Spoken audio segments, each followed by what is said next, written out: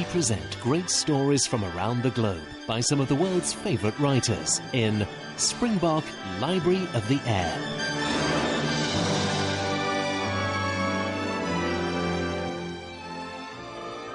One evening in November 1793, the principal inhabitants of Carentan were collected in the salon of Madame Duprey, who held an assembly every evening. The public prosecutor was there, several judges, and, of course, the mayor. Madame Duprey had not yet appeared, and the assembly was becoming restless when her maid, Clémentine, arrived to say that Madame was not at liberty to receive her guests that evening, as she was indisposed. A sudden silence fell on the gathering, during which the public prosecutor was heard to remark, "Indisposed to receive us she may be, but she is not ill. If she were, she would have sent for medical advice. The doctor has been at my house all day playing chess. He was joking with me and saying that there was only one disease nowadays, a kiss from Madame Guillotine, and that was incurable." Clémentine left the company and went upstairs to her mistress with the news of what she had heard. "That is what the prosecutor said, madame, and he pulled a long face and frowned in that way he has." The prosecutor has a suspicious mind. Oh, well, I suppose it goes with his profession. Oh, madame, if only he knew. No? What can he know? He can have his suspicions, but there is no way for him to be certain. No, madame, but you said he knew your family and position before you came to Carentan. Of course he did. It is his business to know these things. A girl like you, my Clémentine, who has lived in a small town all her life, you show no surprise when a lady in a velvet gown and a grand carriage comes from out of nowhere and invites you to be her maid. I'm an uneducated girl, madame. It is not for me to ask questions. You are a good, kind girl, Clémentine. The best maid I ever had, and you are my friend. I trust you. Heaven knows it is a rare relief to find someone you can trust in these terrible days. Oh, I will never betray you, madame, never. I know that, my child. Still, if the prosecutor knows that you really are the Comtesse Duprey... The prosecutor is not the only one who knows I am a comtesse. All of Carentan knows that secret. Why do you think they're so eager to come to my assemblies every evening? Because they are greedy people, those great ones. They eat your food and enjoy your hospitality. It is something in their lives now great lady lives in the chateau. But you, madame, I don't know why you are so hospitable to them. It is the price I have to pay, Clémentine. I don't understand. If I shut myself away here, they would still know my secret, but they would talk about it. Now, if I entertain them and let them have the pleasure of being the guests of a comtesse, they become my fellow conspirators. Oh, these people are snobs, my Clémentine, and I dare say they call themselves patriots. But they want me to stay, so my secret will remain safe in Carentan. People are very strange. If they informed the Revolutionary Committee in Paris that you were here... I would be arrested. That is what the prosecutor meant when he mentioned the kiss of Madame Guillotine. He was warning me. In that case, madame, do you think it wise... No, I do not think it wise to cancel my assemblies. But I cannot have these people in the house if my son is coming. Do you really think he's escaped, madame? That he will come here to the chateau? Oh, it is the dearest hope of my heart, Clémentine. He is your only son, is he not? He is my only child. Not only that, he is my last living relative. Everyone else is gone. Armand is the only creature on whom I can fasten the hopes, fears, and joys of my life. You love him very much. It is natural. I feel very close to him, because he was such a delicate child. The doctor said he would never grow to manhood, but he did. I willed it so. And I nurtured him tenderly like a young plant until I saw him grow to be the strongest and handsomest youth at the court of Versailles. Oh, what a joy for you, madame. And then so fine a gentleman to be imprisoned. Oh, but now he has escaped, I'm sure of it. Oh, you do not know for certain. Suppose the message was a trick. I will not suppose anything so horrible. Armand sent me word. He plans to escape and will come here disguised within the next 3 days. Today is the first day. Very well, nothing shall stand in the way. Today and for the next 2 days there will be no assemblies in my house. We will prepare to receive an honored guest, Clémentine. So Madame Duprey cancelled her reception for the first time since she had come to Carentan. On the second day, the same thing happened again. and still her longed-for guest had not arrived. The whole town was buzzing with speculation, especially as Madame had stated there would be no reception for the third evening in succession. That morning, Madame received a call from Maurice Blanchard, a frequent guest at her house and a magistrate of Carentan. I can guess why you've come to see me, Maurice. Have you been elected official town spokesman? I am not here in any official capacity. You must believe that, Marie. I come to you as a friend. You don't deny that you are curious about my cancelled assemblies? I am as curious as any man. The whole town is ablaze with curiosity. But that is not what brings me here. Then what? I am concerned for your safety, Marie.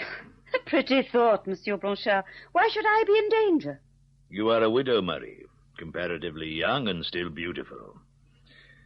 You are also a known aristocrat who could be denounced to a revolutionary committee.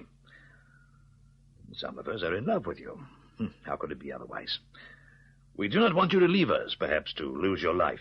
But you must behave in a reasonable manner. Are they saying I am unreasonable? You know very well what they're saying. Clementine will have told you. I would like to hear it from you, Maurice. No one believes in your illness. Clementine has been seen in the market making larger purchases than usual. Everyone believes you are preparing to entertain an important visitor. Clementine has been talking. Clementine has said nothing. You are too transparently honest for this world, Marie. Who do they say my visitor will be? Oh, some say it is your lover. Others think it is some royal aristocrat. The public prosecutor and I think it is your son. But we're all united in one thing, Marie.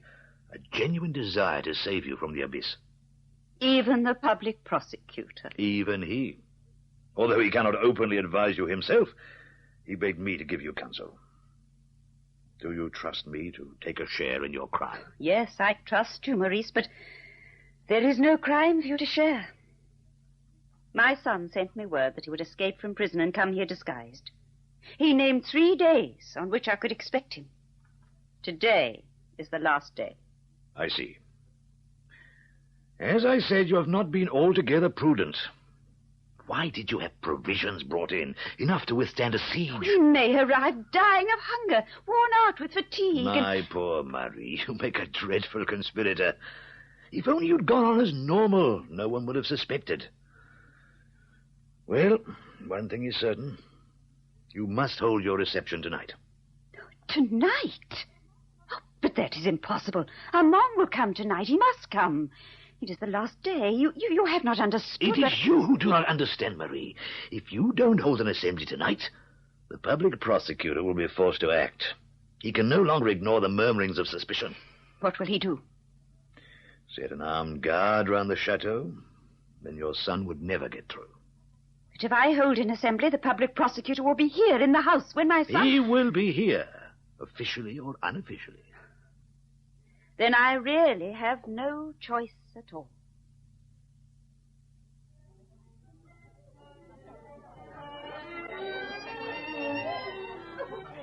You know what he said to me? But it is Maurice has been delayed, madame. Some business of mine keeps him late at the office. But he will be sure to look in later. I am sure the office of the public prosecutor must always be busy these days. I hope Maurice will not be long, however, for I enjoy his company. He was a great comfort to me in my recent illness. Your illness, madame? Yes. I was afflicted with a fearsome malady. May I inquire the nature of your illness? It is rather indelicate, but I suppose you may. The doctor diagnosed an attack of gout on the stomach. And what remedy did he prescribe? An extract of fish oil taken from herrings. Red herrings, perhaps? Is there any other variety, monsieur? Fortunately, your charm equals your inventive wit. One could never be dull in your company, madame. Yes, I fear the company does grow dull this evening. We must do something to lift this air of gloom. And what do you suggest? I think a game of lotto would liven things up. Games of chance usually do. Don't you agree, monsieur? An excellent idea. Well, since it meets with your approval, I will find Clementine at once. She is the only person who knows where the lotto cards can be found.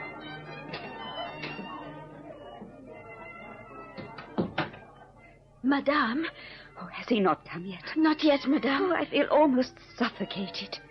Oh, something must happen soon. He will come, madame. I know he will. Yes. Oh, yes, and in a few minutes he will be here.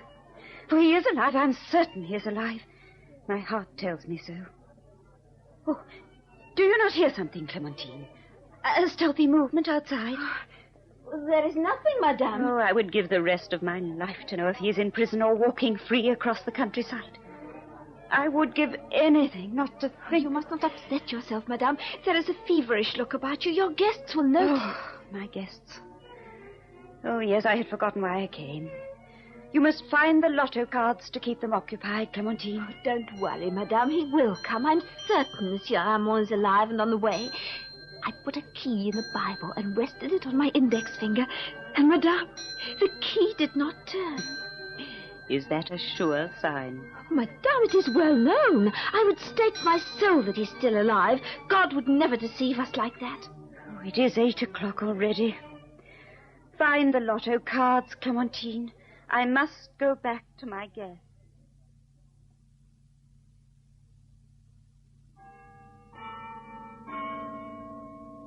Excuse my breaking in on you like this, Monsieur Blanchard, but it is a matter of some urgency. This young man... I will gladly excuse you, officer, if you can prove to me very quickly that you're not wasting my time.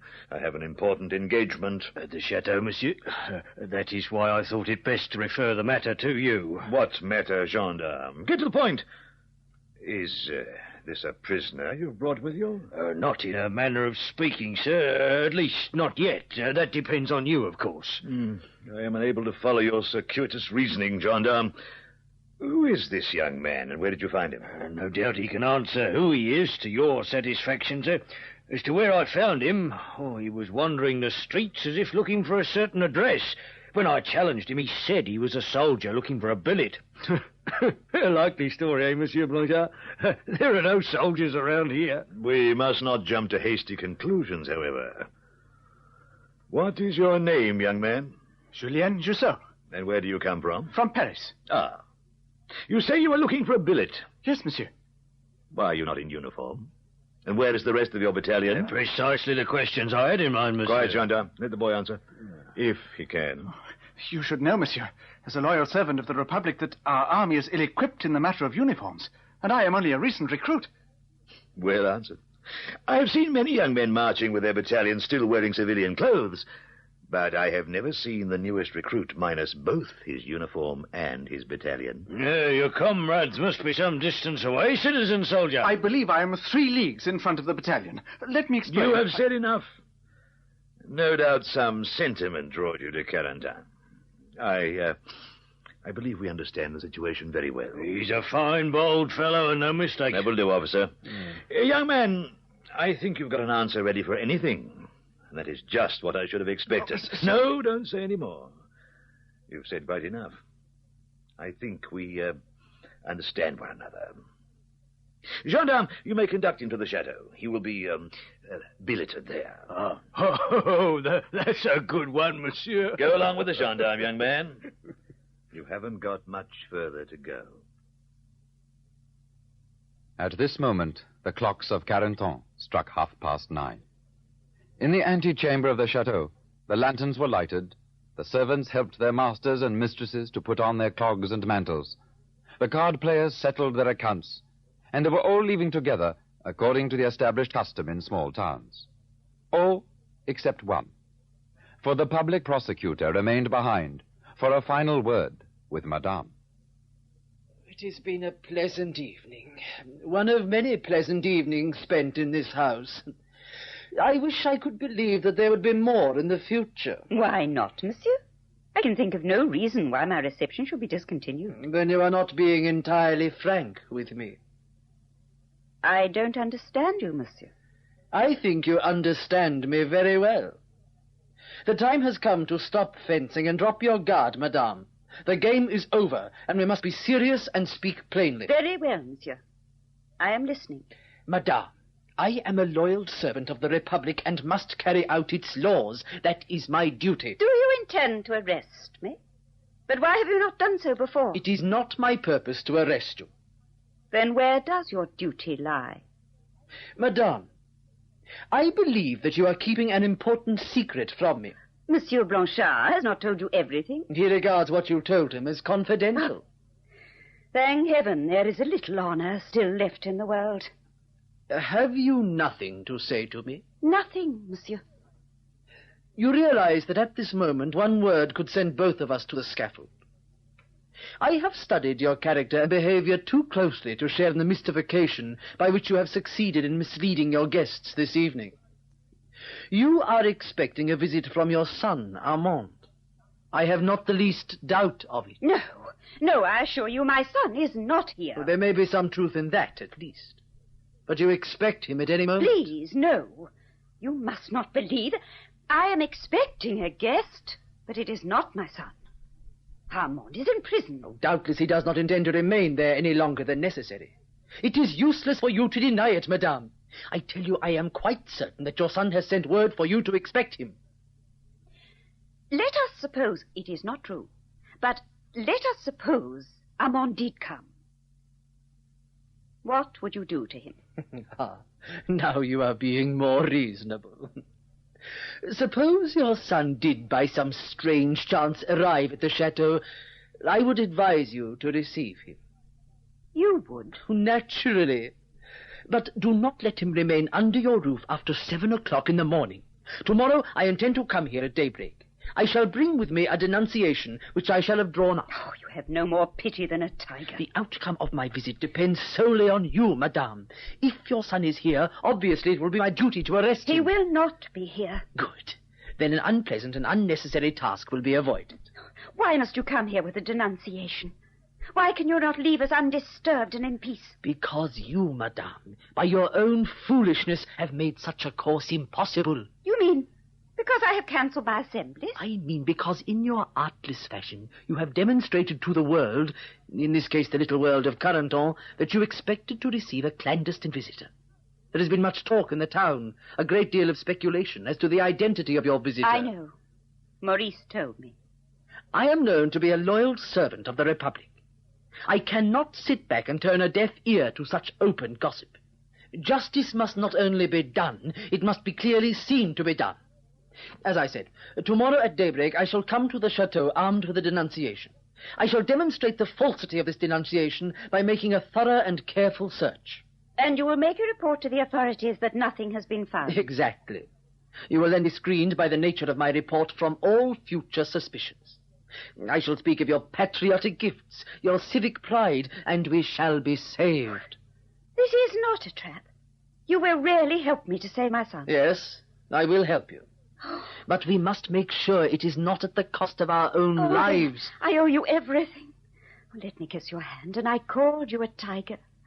Oh, forgive me. Oh, madame, you must not kneel to me. I do not want your gratitude. I hope that in time you will come to think of me. Madame! Madame! He has come! He is here! Clementine, how dare you burst in like this? Can't you see that I am not alone? You must behave with more circumspection. Madame, I did not see the public prosecutor. Did you say a visitor had arrived at this late hour? Who is it, Clementine? It is a soldier who has been billeted on us, monsieur. Here is the billeting order signed by Monsieur Blanchard. Monsieur Blanchard sent him here? Yes, madame. That seems to be an order. Yes, I had heard a battalion was coming to the town, although I had not expected it would be here so soon. Well, madame, I must take my leave. I will go out through the garden. And remember everything as I have told you. Where is he, Clementine? Where is my son? Bring him to me at once. He is quite near, madame. I left him outside the door. Fortunately, I made him wait while I came in to warn you. Oh, come in, Armand. Come in, my own dear child. Madame, I fear there has been some dreadful mistake. You are not Armand. My name is Julien Jusseau. I am a soldier. He is not your son. He said he was a soldier, but I I thought he did not trust me. I thought it was a disguise. But how like him he is. Surely there's a family resemblance. I was sure. It is some cruel coincidence. This is not Armand. Since there has been some mistake, madame, perhaps you would wish me to leave and seek another billet in the town. No, you must stay. It is not your fault. Oh, madame, let me take your arm. Oh. Sit down, for pity's sake. You are half dead with grief. I will remain standing, Clementine. Do not touch me. I really think it will be better if I go. You're ill, madame. No. No, I insist. You must stay. This is no way to treat a guest, Clementine. You must forgive us, Monsieur Jussault. Oh, there is no need to apologize to me. I am only a soldier. Yes. Now I see that is what you are. What shall I do with him, madame? He could sleep in the kitchen by the hearth. Any warm corner will do for me. Not at all. The bed is prepared with silken sheets. Everything is ready for you. Take him to the guest room, Clementine. What? Madame, is this man going to sleep in Monsieur Armand's bed and wear Monsieur Armand's slippers and eat the pastry that I made for Monsieur Armand? If I were to be guillotined for it, Clementine, there must be no talk of guillotines here. I am sorry, madame. You must forgive me if I leave you to the servants, Monsieur Jussault. I cannot bear to look at you any longer. There is indeed a terrible likeness. You must go to bed, madame. No, I shall sit in the conservatory and wait. He will be coming soon, and I shall be the first to hear his footsteps. The silence of the night closed its icy hand around the watchful figure of Madame Duprey. She waited in vain for the footsteps that never came. But did they come? That we shall never know. Towards morning, Clementine found her mistress dead. It was only some time afterwards that they learned she must have died at the exact hour when her son, Armand, was shot in prison. Listen again next week for another unforgettable story from our Springbok Library of the Air.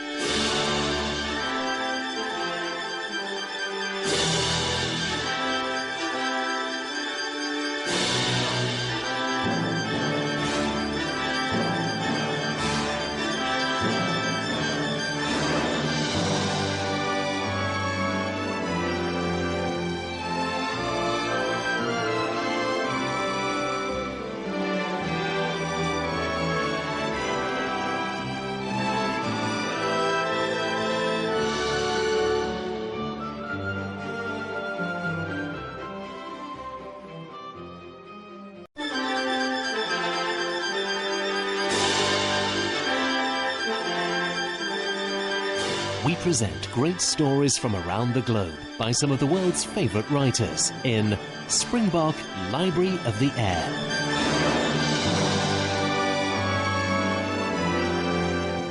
I think at 1300 hours we'll surface and take some gunnery practice, Banks. Very good, sir. Small arms and automatic weapons. Yes, sir. I'll take charge of the party. Excuse me, sir. A signal from the Admiralty. Oh, thank you. Another literary abortion, no doubt. Well, Lieutenant, you can belay the gunnery practice. We're going into the Baltic to take up routine patrol duties. Our limits are set out here. It keeps us well clear of Soviet waters. An unusual patrol area for a nuclear submarine, isn't it, sir? I mean, we'll be going back and forth like a goldfish in a bowl. That's right, Banks. It'll keep us on our toes and relieve some of the boredom. The Russian naval base at Kronstadt will be on to us in no time. They'll track us every inch of the way in from the Kattegat. Oh, don't worry, my dear fellow. It'll be a perfectly innocent patrol. Well, almost. Almost, sir? Oh, just a small point here.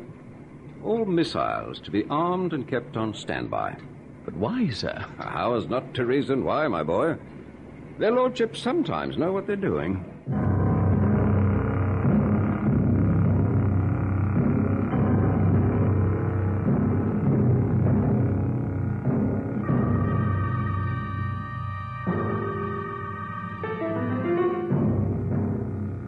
Few things ever affected Lieutenant Commander Hawkins's demeanor, and this signal from the Admiralty wasn't one of them. To him, everything was routine.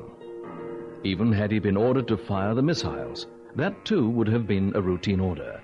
He was that kind of fellow. The reason for our being sent to the Baltic with fully armed nuclear warheads never became clear, not even today. We were able, naturally, to receive BBC broadcasts, but there was nothing in the news bulletins that gave us any indication. Oh, there were the usual east-west quarrels and saber-rattling, but no more intensive than we've all long grown accustomed to. So there we were, sometimes only 50 miles from the eastern Baltic coastline of Russia, with a battery of nuclear missiles which could strike deep into the heart of the country. From that direction could come trouble, if there was going to be trouble. Or so Commander Hawkins and I thought. However, it was to come from an entirely different direction, closer to home, much closer to home. Fed up I am. Really cheesed. Well, you ain't the only one, Jeff. We're all cheesed off. Up and down, up and down. Not even a smell of the surface and a breath of fresh air. Yeah, but the chief petty officer was telling me we could stay under doing this for a year. I'd bloody well die. 19 dives and I feel like I've been bottled. Talking about the CPO, he still wants to know if you're in on it. Damn sure I'm in on it. Anything to get out of this tin can. Well, I reckon it's worth a gamble. We could end up in South America with £1 million each for spending money. I mean, maybe more even, eh? It's never been done before, Jeff. That's what bothers me. All sorts of things could go wrong. And because it's never been done before is why it'll work. They won't know what to do to stop us. I tell you, Mike, it'll be easier than feeding ruddy pigeons in Trafalgar Square. Anyway, you and him have been talking about this for days. You know when it's going to happen. And I'll tell you, anytime. He's just asked me to sound you out. You know, just to make sure. Me? And who else?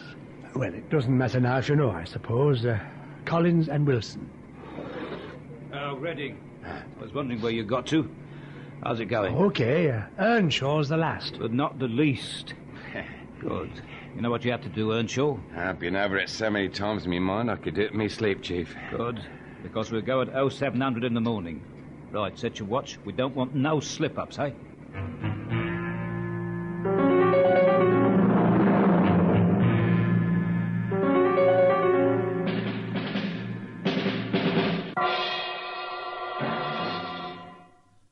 I was on duty when Billings and his merry men struck.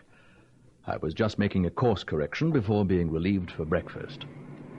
Steer 124. Steering 124, sir. Very good. Steady as she goes. Excuse me, sir. Yes, what is it, Redding? This gun's loaded, sir. What? So don't make too much noise. I've got orders to shoot you if you do. Well, what's all this nonsense, Redding? Put that gun down and stop larking about. Where did you get it from, anyway? You're not supposed to be armed. Did you bring it on board with you? Well, that's a serious offence and could lead to a court... Will you shut up and let me do the talking? I'm dead serious. I don't want to have to shoot you, but I will, see? Do you realize what you're saying, man? It's a kind of mutiny, I suppose you could call it. But if you do as you're told, you won't get damaged. If you hang on a bit, CPO Billings is making an announcement to all hands. He'll tell you proper what it's all about. Okay? Good heavens. The commander will throw a... Well, the chief's just giving him a call.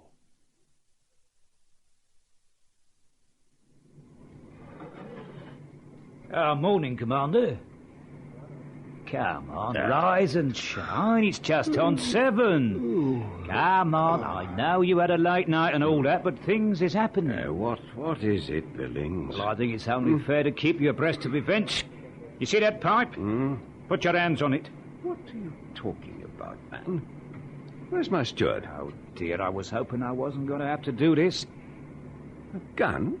Oh, really, Billings? Put your hands on the pipe, like I said, and I'll shoot you if I got to. Now, what are you playing at, Billings? Shoot me? Now, why on earth would you want to shoot me? Don't be ridiculous. Put that gun away and leave me to get dressed. You shouldn't be in possession of a weapon. You can explain that later. Oh, I don't know. What a way to wake up. Sit down and listen to me. We've taken over the sub, you see, and you're a ruddy prisoner, so you better behave. Right, come on, hands on the pipe and make it snappy. Mutiny? That's the word for it. Good heavens, Billings. Surely you're not going to handcuff me to this pipe? That's right, Commander. A bit undignified, I know, but I can't take chances. Who is in charge of this absurd plot? I am. And there's nothing absurd about it, as you'll find out later. Right, now that you're safely out of the way for a while, I shall go and address all ends. I'll be back after I had a bite to eat. Well, I'm dashed. How extraordinary. None of you will come to grief if you just do what you're told. Carry out your duties as normal, but remember, you're being watched all the time. Your own lives, the lives of the officers, are in your hands. And we'll have no mercy with anybody who gets out alive. It's all for now. I'll keep you posted from time to time. You're mad.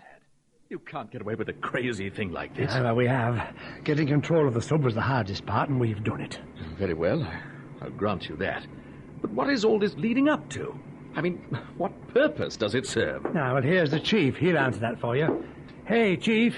He wants to know what we're up to. Yeah, well, he knows soon enough. Look, Lieutenant, you're going to have to do a spot of navigating for us. Over my dead body. It will be, if you don't watch your mouth. I've just been having a glance at the chart, and the way we're heading now, you'll have us bouncing off the coast of Finland by tonight. So if you don't change course, that could be very nasty for us all, couldn't it? See what I mean? I refuse to cooperate. It ain't cooperating, it's called using your loaf. Now look, are you married? Yes.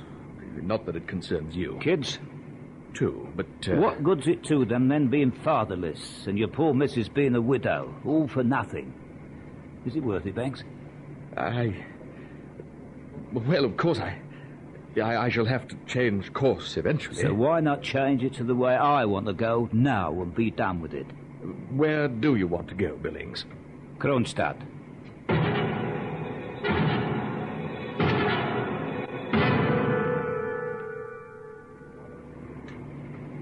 This gets more absurd by the minute, Billings. Why do you want to go to Kronstadt? Money. Lots of money. I don't see the connection. You don't? Well, we're going to sell the old boat to the Ruskies. They'll pay a packet to have a fully armed British nuclear submarine to study. Ah, so that's it. That's right. We'll make a deal with them. How? By radio, of course. And do you think they'll take you seriously? If you ask me, you'll get a lot of depth charges instead of lolly. I ain't asking you, Commander. I know what I'm doing. Do you? I think you're playing with fire. And if I were you, I'd forget this whole silly business and throw yourself on their lordship's mercy. You haven't done any real harm yet. Lieutenant Banks says we'll be off the island of Kronstadt in 2 hours' time. And then you'll see how silly this is. Yes, Billings, we will indeed. In fact, the Soviets will have us pinpointed long before we reach Kronstadt, if they haven't done so already. No, not yet. Anyway, I'll be calling them up on the radio soon. And then, when we're expected, we can service and stand by for an escort into harbour. You've been reading too many fairy tales, Billings. What makes you think the Russians will pay you a single ruble? This tub's worth millions and millions. They'll make you a hero of the revolution and present you with a prefab in northern Siberia. No, they won't. You'll see. I've worked all this out carefully these last few days. Have you realized that you and your accomplices are being traitors? Stick all the labels you like on me. I don't care. It's what's in the bank book that counts, matey. Nobody likes a traitor. Don't make me laugh. Well, am I being a traitor too, eh? Come on, tell me that. Ever since I was a kid, there's been a Cold War with all the politicians nattering and calling each other names. Little wars they break out in odd places around the world, just so that our side and their side can show off a bit. It's all a load of codswallop, if you ask me. Don't scare me no more.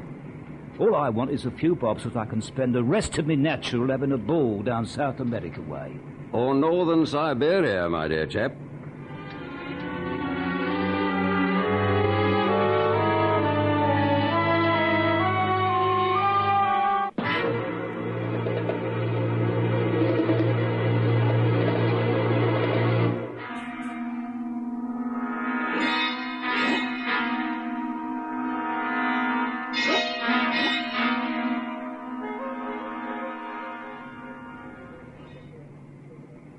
Hello? This is HMS Seascape calling Kronstadt Naval Base. Over. HMS Seascape calling Kronstadt. Do you read me? Over. No answer, Chief. No, not a flaming sausage. I think they must be deaf. Or suspicious. Can't you try another frequency? I've tried every damn frequency on the dial. And there's nothing in the book which gives Kronstadt's call signal. Well, maybe they're just checking us out before the answer. I mean, they must know we're operating in this area. Well, it's taking them one hell of a long time. I've been calling them up over half an hour. Anyway, we can't be sure they know we're in the area. But if they do, they won't know we're a nuclear sub, will they? Well, they will now you've told them over the radio. Yeah, if the blighters are listening. You know, I've been thinking, Chief.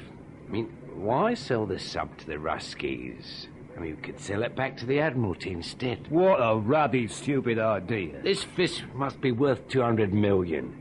At least that's what it costs to build. Now, if we go softly to their lordships and point out that we're now in charge, well, they might make a deal. Well, I prefer the Ruskies. They need this sub more than their bleeding lordships. They'll give us a better reception anyway. I wonder.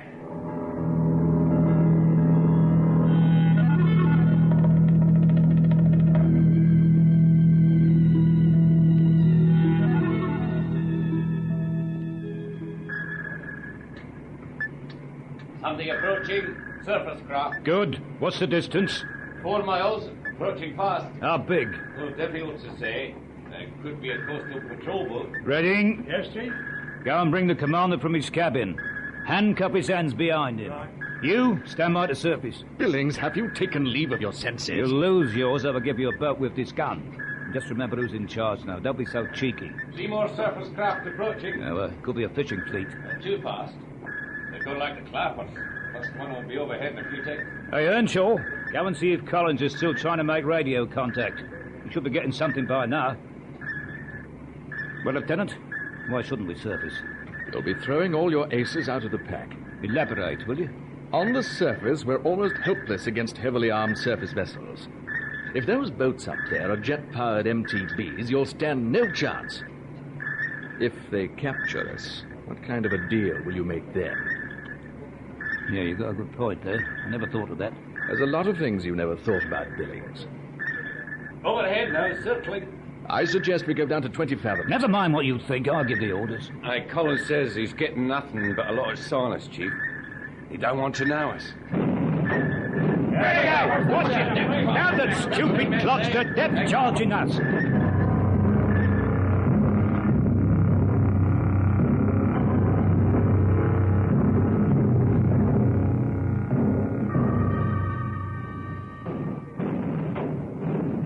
I must say, Billings, you've got us all in a right old stew. Once your friends up there have got a definite fix on us, we'll be blown to smithereens. They're no friends of mine. Trading partners, then. What are we going to do? You're the expert, sir. I mean, matey. We can go either up or down, ahead or astern. Take your choice. Free my hands and I'll tell you what I'd do. Not blooming likely. And you're going to tell me anyway. The 75 men are going to die in this sub, yourself along with them. And you won't let that happen, now will you? We can discuss that later. First of all, I suggest we dive to, what's the bottom here? 70 fathoms, sir. Right. We'll go to the bottom. And then? Switch off everything and maintain absolute silence. Okay. We'll do that. You hear that, fellas? One other point, Billings. We must go down gently, with dignity. A flurry might be detected from above. Yeah, we'll do that. Mr. Banks, will you give the orders? Do it just like the Lieutenant Commander says. They've stopped depth charging us. Maybe they're giving up. Or preparing something else. Like what? Oh, they must know we're still down here. It's possible they might use divers or underwater TV monitors to pinpoint us. They do that. And then what? We'll go out in a blaze of glory, thanks to the mines they'll attach to our hull. You mean we trap like worms in a tin can? We are a bit deep, I'll admit. But you and your cronies could use the escape gear. I'm sure your pals up top will give you a tremendous welcome. You're trying to be funny, aren't you? Well, I'm not laughing. Look, there must be something we can do. Well, we're too deep now to send messages, so I can't really help you. Especially with my hands fastened behind my back. I know what we can do. Why didn't I think of it before? The missiles.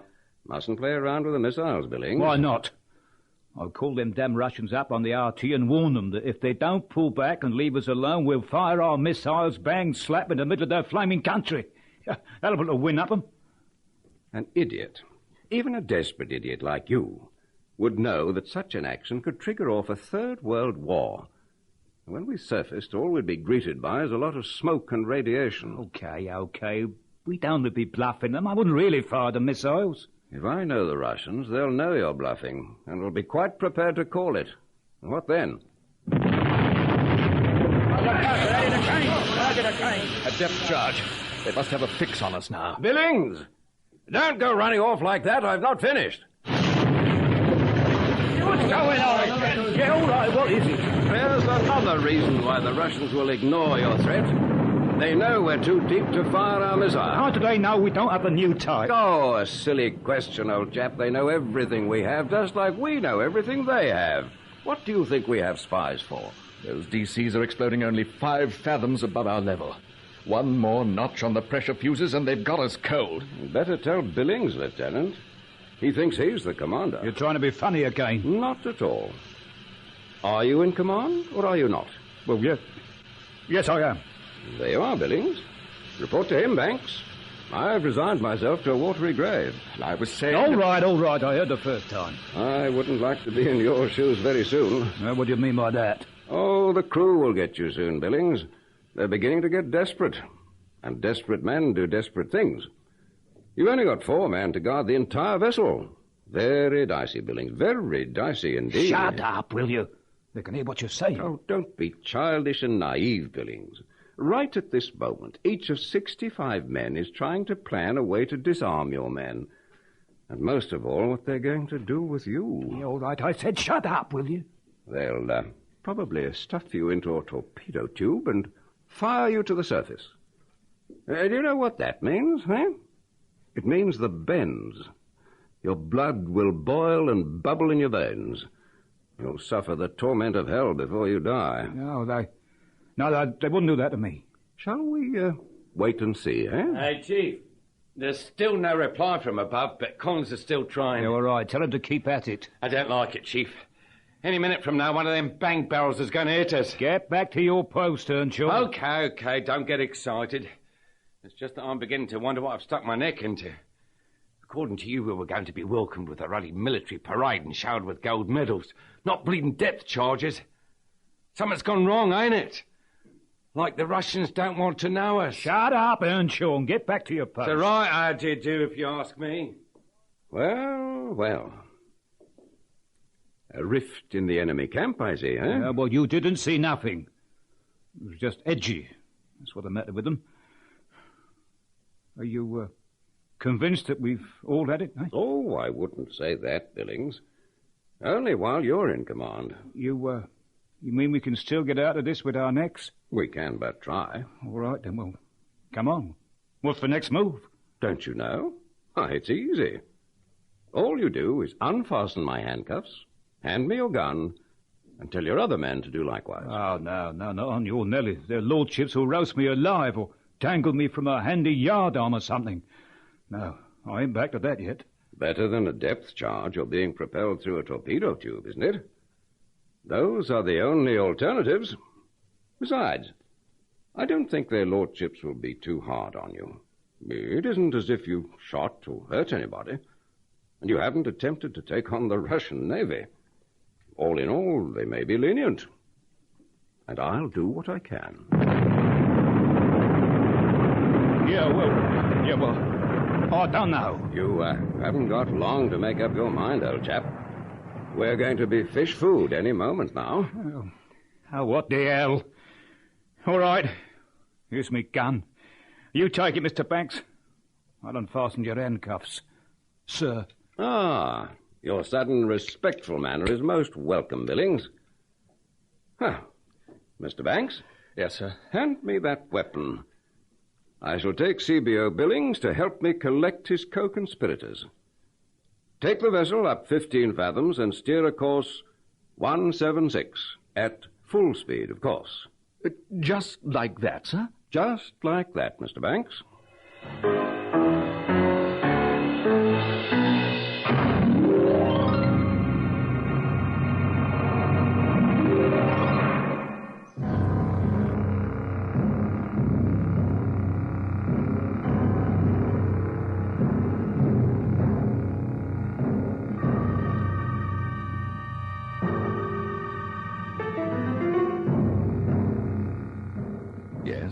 I looked incredulously at Lieutenant Commander Hawkins.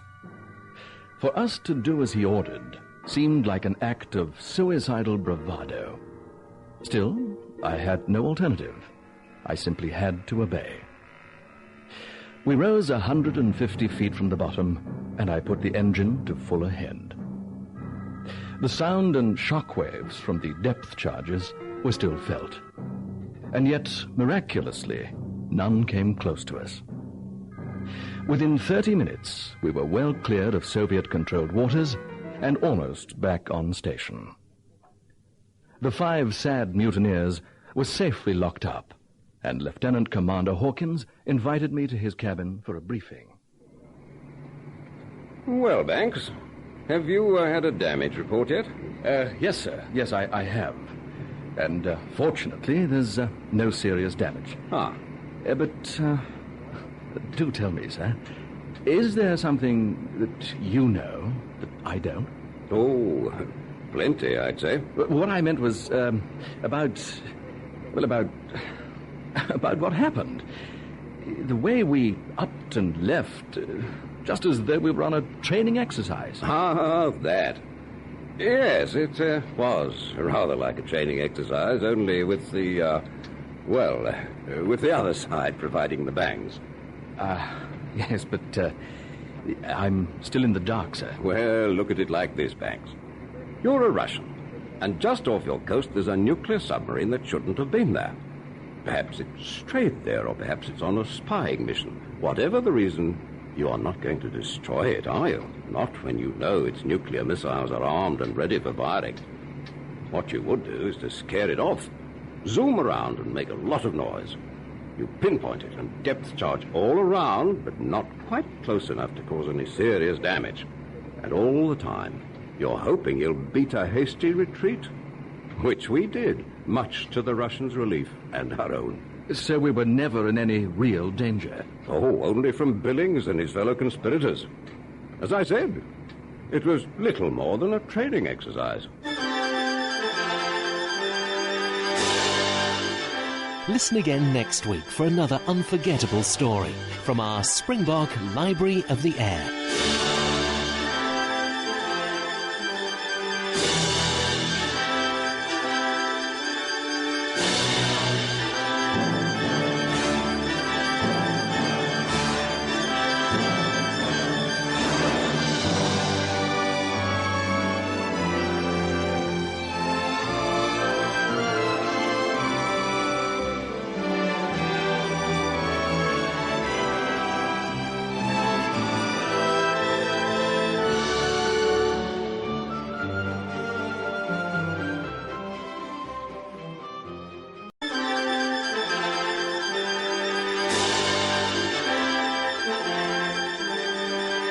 We present great stories from around the globe by some of the world's favorite writers in Springbok Library of the Air.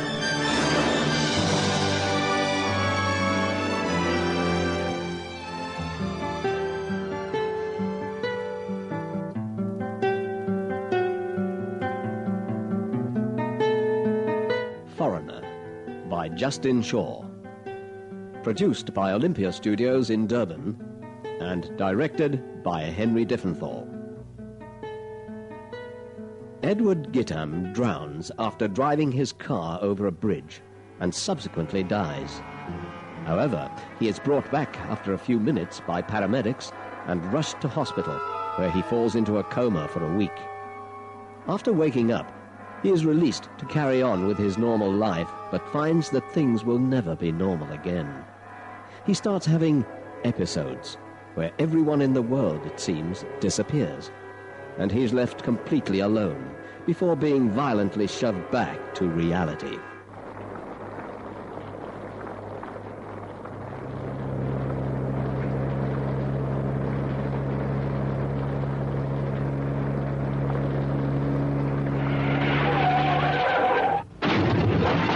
Let me tell you about the time I died.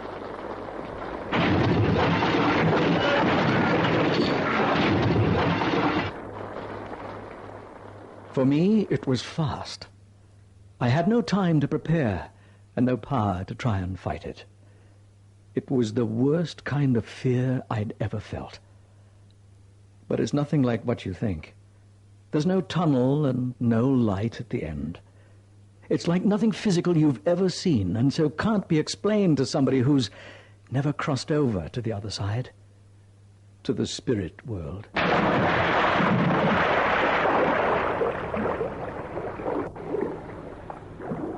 But I was only there for an instant.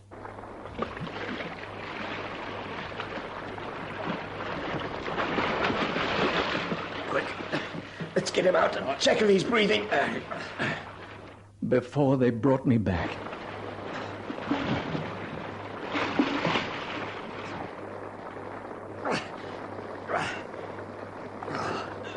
Who is he? ID says it's Edward Gittam, 33 years old. What's his status? He's not breathing. Okay, let's start CPR. 1, 2, 3, 4, 5. 1, 2, 3, 4, 5. Breathe. Status? Oh, he's still not breathing. Keep trying, Come on, trying. mister. 1, 2, 3, 4, 5. He got him! Oh, thank God. Let's get him to Sacred Heart right now. Okay, you take his seat. Come on. I've got him. Yeah, okay, here we go. Right.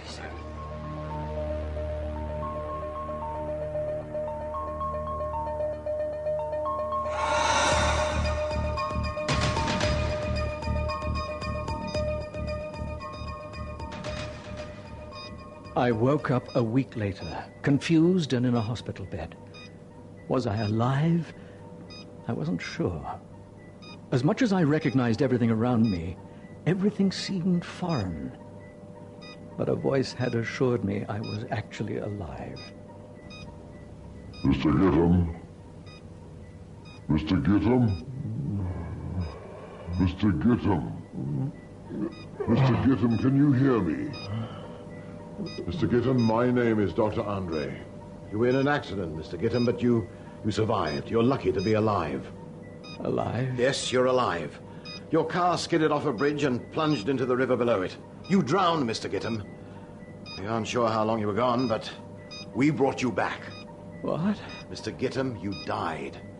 You were clinically dead before we were able to resuscitate you, but you're fine now. I knew exactly what he was saying, and exactly what had happened to me. But still, it was as if I'd dreamed it all and woken up. I remembered everything, but I wasn't sure what was real anymore. Am I going to be okay? Well, besides drowning, you didn't seem to sustain any brain damage or any other significant injuries. All the tests we've done so far have come back negative. However, I still want to keep you here for a week so we can keep an eye on you. Thanks. You can consider yourself lucky, Mr. Gittam. You've got a second chance at life. Not many people do. The week came and went, and all my tests came back negative. Physically, I was fine, and they discharged me with a clean bill of health. I was ready to carry on with my normal life. But what happened next was something I could never have imagined, and it was far from normal.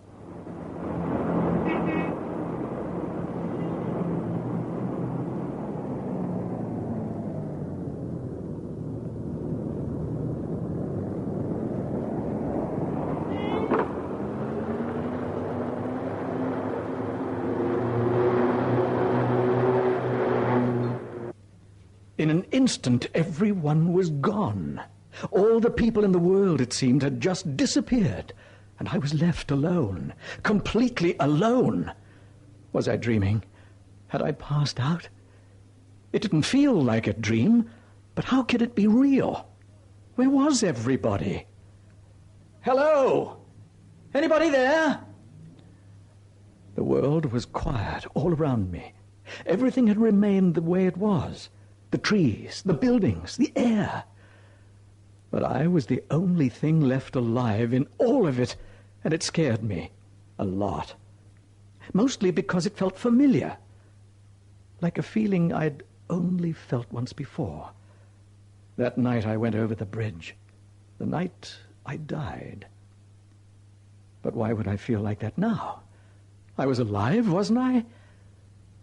I walked around a little, very carefully, afraid of what might be waiting for me around each corner. I'd gone about a block when it all suddenly changed again.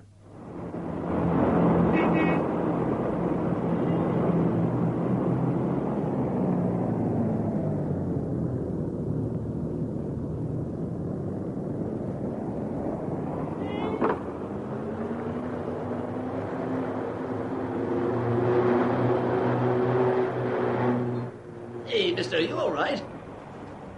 What happened? What happened? You've been walking around like a crazy person. Like nobody else even exists. You're lucky the traffic avoided you or you'd be dead. I'm sorry, I must have blacked out there for a minute. You look pretty awake to me. What exactly did you say I was doing? It's like I said, you were just walking around like you were in your own little world, like no one else ever even existed. I'm sorry. I'm not really sure what happened to me. I don't know. Maybe you should see a doctor. Well, Mr. Gittam, all your test results have come back negative again. Like I told you before, physically you're fine, but the episode you told me about does concern me. Although I've never heard of anything like it, I think it could have been triggered by a kind of post-traumatic stress. You think that's all it is? I'm not sure exactly, but again, there doesn't seem to be anything physically wrong with you. So what do you suggest, then? Look, a lot of people go for counseling after traumatic experiences. The hospital offers free group sessions every Thursday. I recommend that you go to these. If medicine can't help you, then maybe a bit of therapy might. I went to therapy that Thursday, and I hoped that I could find some answers. But no one in the group, including the psychologist, could explain the strange episode I had experienced. Nobody had ever heard of anything like it before. I got all the easy answers, that it was just stress from the accident and it was nothing serious. I just needed to talk about it and try and get some rest. They paired me up with this kid called Ricky as part of some buddy plan they had going, but I knew he wouldn't understand. I mean, I could hardly understand it and couldn't even explain it properly. Well, maybe it was just stress. I left that night quite relieved. Maybe I just needed to talk about it, get it off my chest. However, it wasn't until I arrived home that night that all the relief disappeared, and I began to think that my problem was something far more than stress.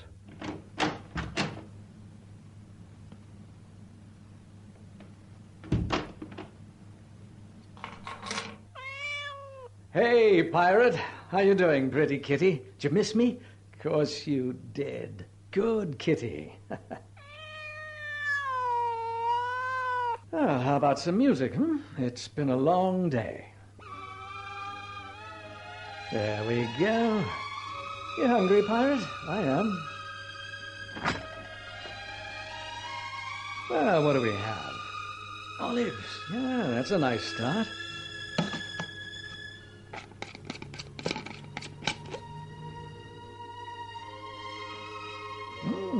That was much better. What now? Pirate, are you playing around with Daddy's stereo? Oh, come on, Pirate, not now. Please, cat, I'm tired. Oh, Pirate. Pirate? Pirate?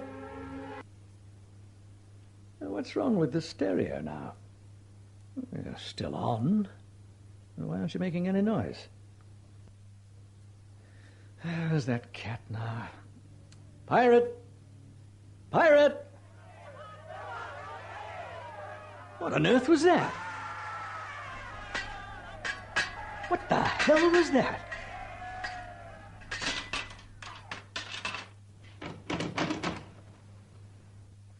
Hello?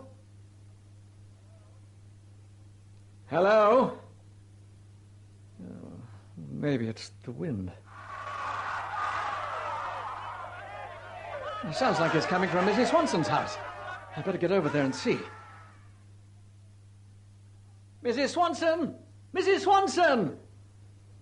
As I ran, something happened. With each step, the world around me changed, and I gradually began to realize that everything I recognized, my street, my neighborhood, my own house, had changed, and yet stayed the same all at once. And then that feeling came upon me, the one I'd felt that day at the bridge, and a few days ago in the city. It was happening again. Everyone had disappeared, and I was left alone in the world again. At least, that's what I thought.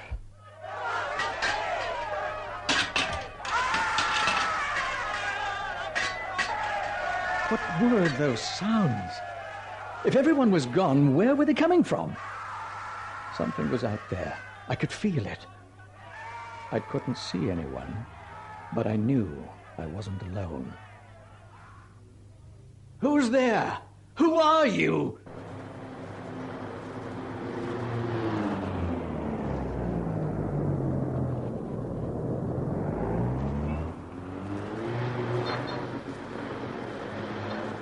Edward? Edward, it's me, Mrs. Swanson. Edward, are you okay? Mrs. Swanson. Yes, it's me. Are you okay? What are you doing in the middle of the street at this time of the night? I'm sorry, Mrs. Swanson. I thought I heard something out here. I was just coming to check to see if you were all right. I'm fine. Are you sure you're okay? Who were you talking to? I didn't see anyone. Well, I'm not sure. I thought I saw someone. I was worried. I was calling out to you for a while. I thought you couldn't hear me. I'm sorry. I was just... I'm sorry about that. Are you sure you're okay? You look a little pale. No, I'm fine, Mrs. Swanson. Thanks. And I'm sorry I bothered you so late at night. That's okay. As long as you're okay. Oh, yes. Yes, thanks. I'm fine.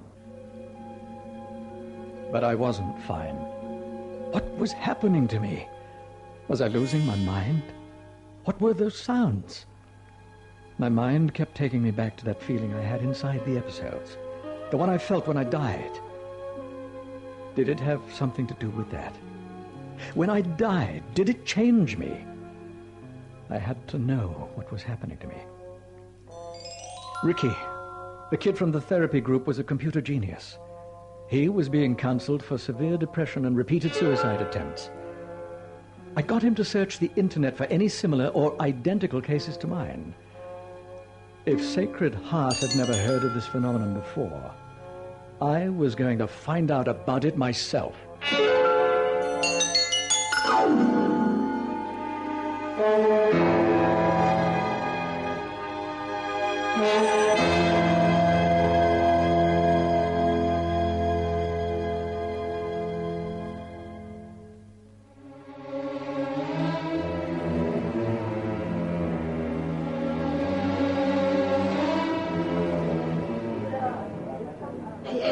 I managed to find what you were looking for. Oh, that's great. Thanks, Ricky. Yeah. Just don't get caught with it. I had to hack into a lot of different classified hospital medical files to get this. Oh, I understand, and I appreciate it, Ricky. Let's have a look. What have we got? Eugene Hills, 40-year-old stockbroker, died from a heart attack on the 24th of March, 97. And resuscitated a few minutes later by paramedics. There's quite a few of them, all with the same stats. All died and all resuscitated shortly afterwards. I pulled all the local ones, so everyone on the list is living somewhere in the city, or at least they were at the time of their accident. Well, that's perfect. Well, thanks so much again. I owe you big. No, don't worry about it. It's cool. I just hope it helps you find out what's happening to you. Well, we'll soon find out, won't we? Right now, I guess Mr. Hills is as good a place to start as any.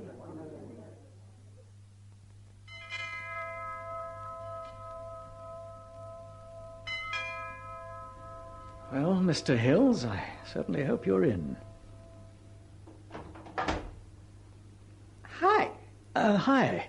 Mrs. Hills? Can I help you? Well, actually, I was looking for Mr. Hills. Are you his wife? I'm Mrs. Hills. What's this about? Well, ma'am, I was wondering if it would be possible to speak with your husband. I'm sorry, but Mr. Hills passed away in 1997. Oh, I'm so sorry. My condolences, ma'am. I'm sorry for asking, but was it from the heart attack? Why are you asking me all these questions? Who are you? It's a long story, Mrs. Hills. I'm Edward Gittam. I'm doing private research on cases that seem similar to some strange occurrences in my life since my own near-fatal accident. May I come in and speak with you? Well, I'm not sure.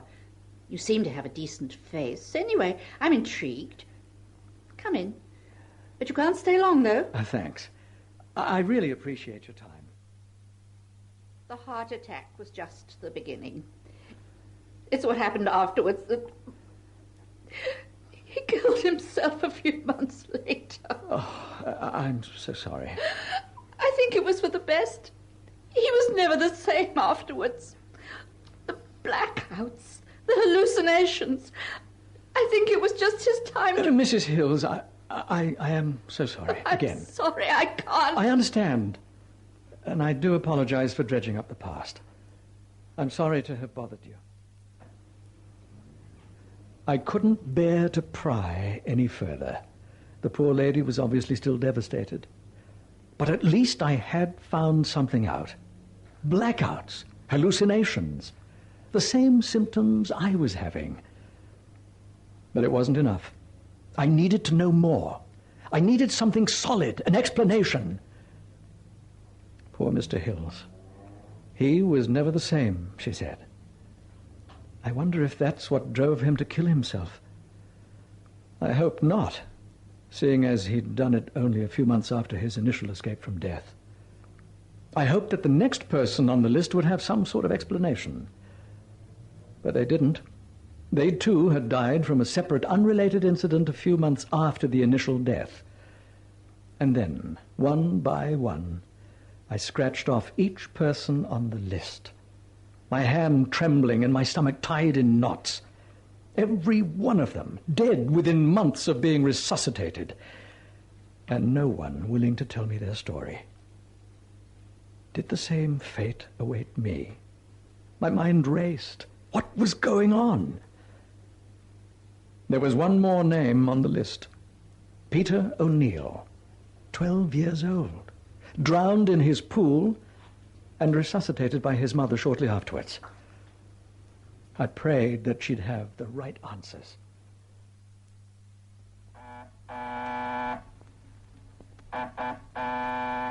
Please be home. Who is it? Mrs. O'Neill? Who is that? Mrs. O'Neill, my name's Edward Gittam. I was wondering if I could ask you a few questions about your son, Peter. Are you from the newspaper? No, ma'am, I'm not. Look, I'm sorry, I know this is a bit weird, but I know your son drowned and was brought back. What exactly is this about? Well, ma'am, you see, the same thing happened to me. He was a good swimmer, you know. He always used to swim by himself. I should have been watching him, though. Mrs. O'Neill, I'm really sorry for asking, but can you tell me about what happened after the accident? Was there anything strange about him? Anything out of the ordinary? Yes. Yes, come to think of it, there was. About a week after the accident, we were watching TV when he suddenly got up and he started fiddling with the set, complaining that it was broken and that he couldn't see anything. Mm-hmm. But it was fine. I just couldn't understand, and when I told him that, it was like he couldn't hear me. Then he turned around and started calling my name. Well, I kept answering him, telling him I was right there. For a while, I thought he'd gone blind, but he started running around the house as if he could see perfectly, calling to me and asking me where I was.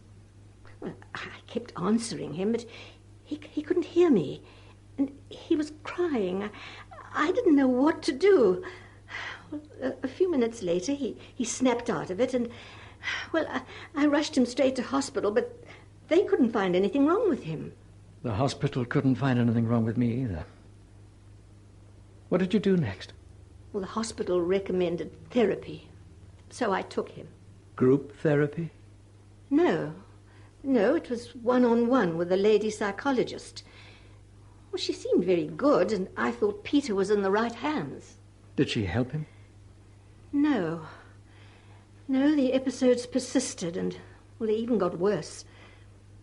At first, he told me that everyone would just disappear, and he would be left completely alone. But then he started to hear things, he said, and see things. Things that he could only describe as monsters. Monsters? Well, he said that they were after him, that they wanted to hurt him, and he couldn't run away because there were so many of them. What did the psychologist say? Well, she said that medication probably wouldn't help and began looking into other forms of treatment for Peter. She said she had this theory that Peter's spirit might be confused, thinking Peter's body was dead and was trying to separate itself from the spirit. Well, what did you think? Oh, I thought she was crazy. I couldn't believe that she was experimenting on my son with all that spiritual mumbo-jumbo. Heaven knows what she was filling his head with. If you ask me, she was the reason Peter started doing so badly. She drove him over the edge. So what did you do? Well, I stopped taking Peter to see her. It was then that What happened, Mrs. O'Neill? Please, I need to know. Oh, one night he had another episode. It was like he was fighting something invisible. I don't think he could take it anymore. And then his heart gave in and he died. Only this time I couldn't bring him back. I'm sorry. You never found out what was wrong with him? Well, the only person with a theory was the psychologist, but I never believed her. If she had just treated Peter the way she was supposed to, he'd be alive right now. And you never thought that she might have been onto something? Oh, never. That's why when I found out she had treated other patients with the same problem, and they had all died as well, we took her to court and had her struck from the medical roll. Who's we?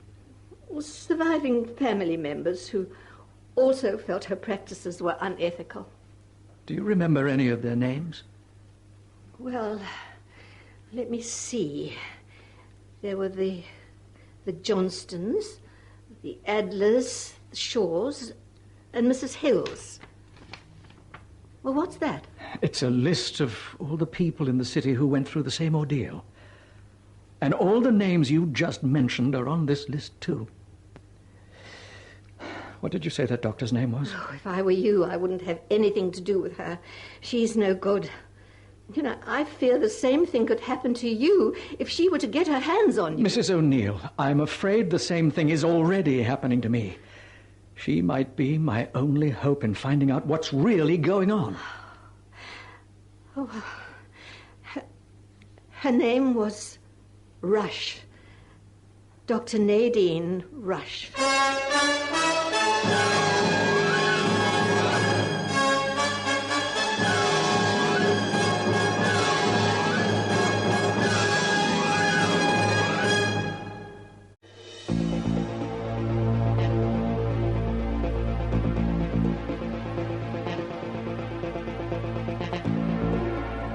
Dr. Nadine Rush. I found her address and went to her house. If she couldn't help me, I didn't even want to think about what would happen. I was running out of time. I was getting that strange feeling again. Come on.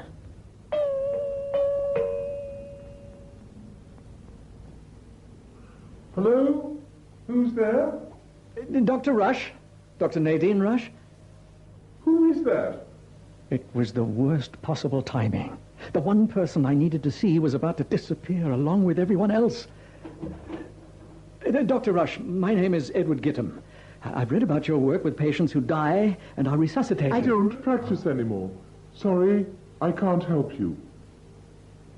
I don't practice anymore. Sorry. I can't help you. Please. I don't know what's happening to me. I just need to ask you some questions. My stomach turned. It was happening again. The world was silent, and only I was left in it. But almost as soon as I felt everyone leave, I felt something else arrive.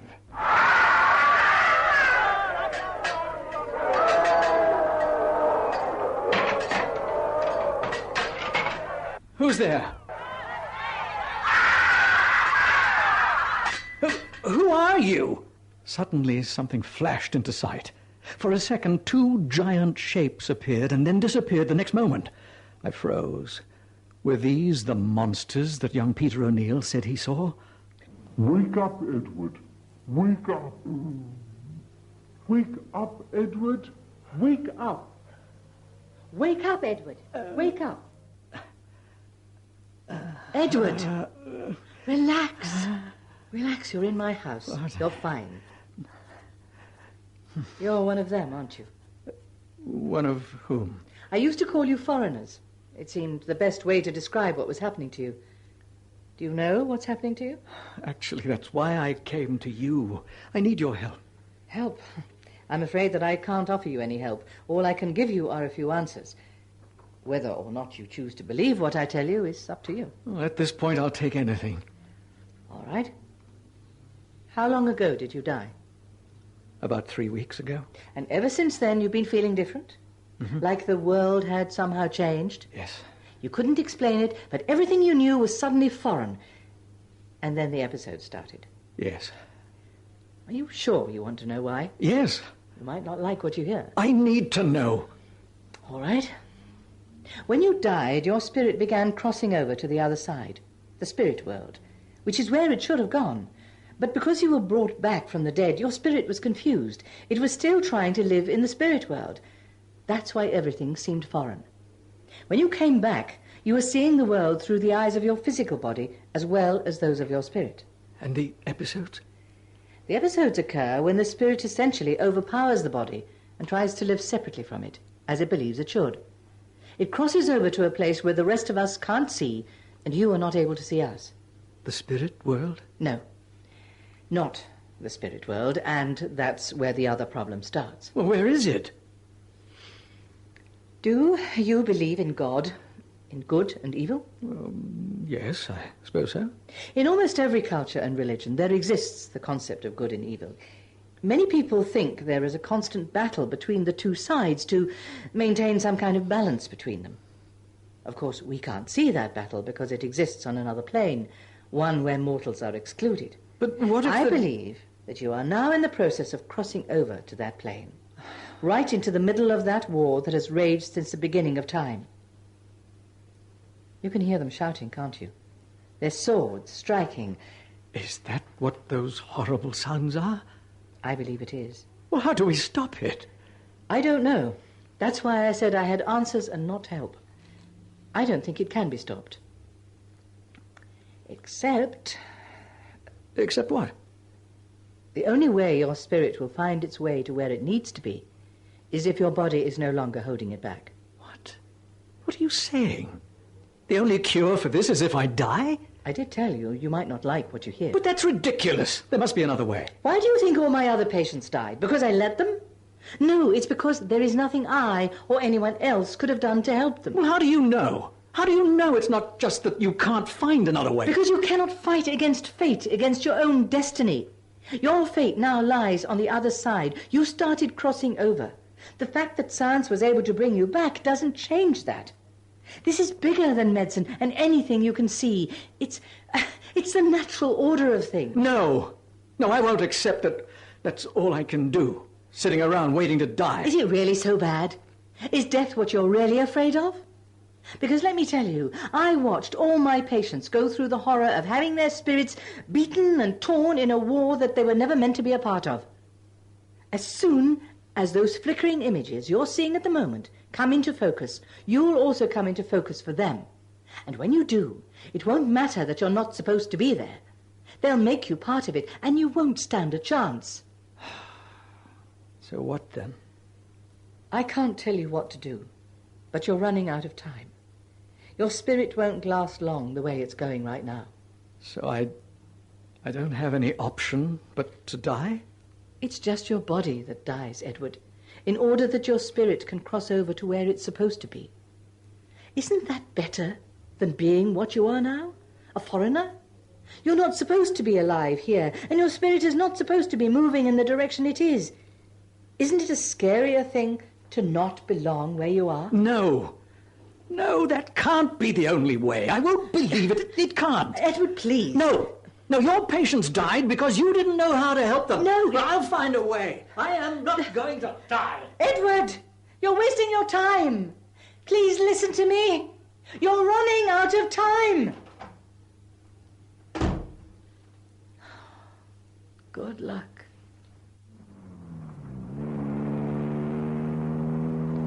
I got in my car and drove at a high speed. I didn't know where I was going. I just drove. All the time, Nadine's words echoed through my mind. What if she was right? What if death was the only way out? Was it really all that bad? And then suddenly, everything in my world went quiet, and that strange feeling overtook me again. It was happening again. Only this time I could see everything so clearly.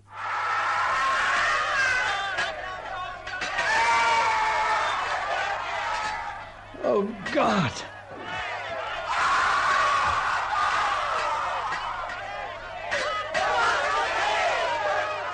It was a war, just like Nadine said. I could see them, giant angels and devils fighting each other. It was them shouting. It was them screaming. And for the first time, I began to understand my fate. And then they looked at me. And that was the worst fear I'd ever felt. Worse than that day I died. Finally, it was clear. I was a foreigner. I didn't belong here. And my worst fear wasn't dying anymore. It was being stuck in a place I wasn't supposed to be. And as I swerved in vain to try and get away, fate, it seemed, had stepped in to guide me.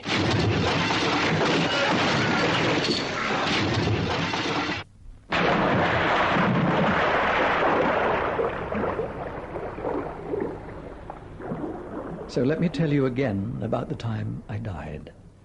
The time I really died. It's not as bad as it may seem. I think the inevitability of it reassured me. It's something that happens to us all.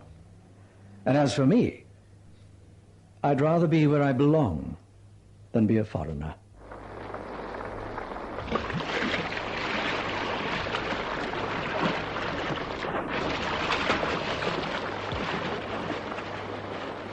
Quickly, pull him out and check if he's breathing. Who is he? ID says he's Edward Gittam, 33 years old. What's his status? He's gone.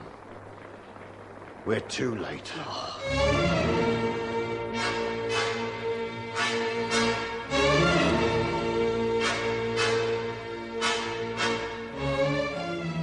In tonight's story, Foreigner, by Justin Shaw, you heard Roger Service as Edward, Frank Graham as Dr. Andre, Vera Clare as Mrs. Hill, Catherine Dunstan as Mrs. Swanson, Merle Wayne as Mrs. O'Neill, Tommy Reed as Ricky, and Caroline Smart as Dr. Nadine Rush, and directed by Henry Diffenthal.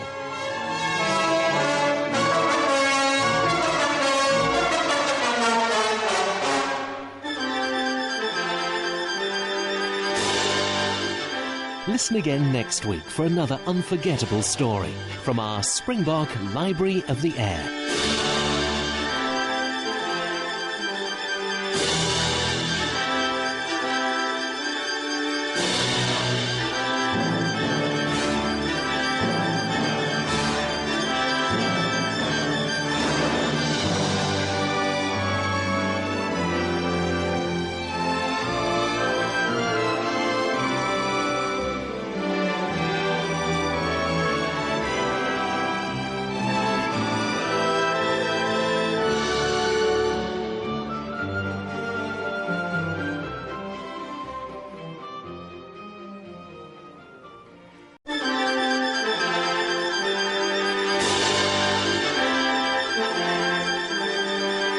we present great stories from around the globe by some of the world's favourite writers in Springbok Library of the Air.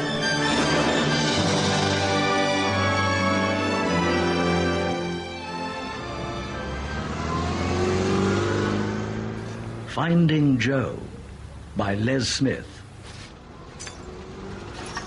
Are you sure this is the way in? Yeah. All the buildings are boarded up at the front. This passageway's the only way in. It has to be. Oh, watch the glass, look. Oh, it's disgusting down here. Yes.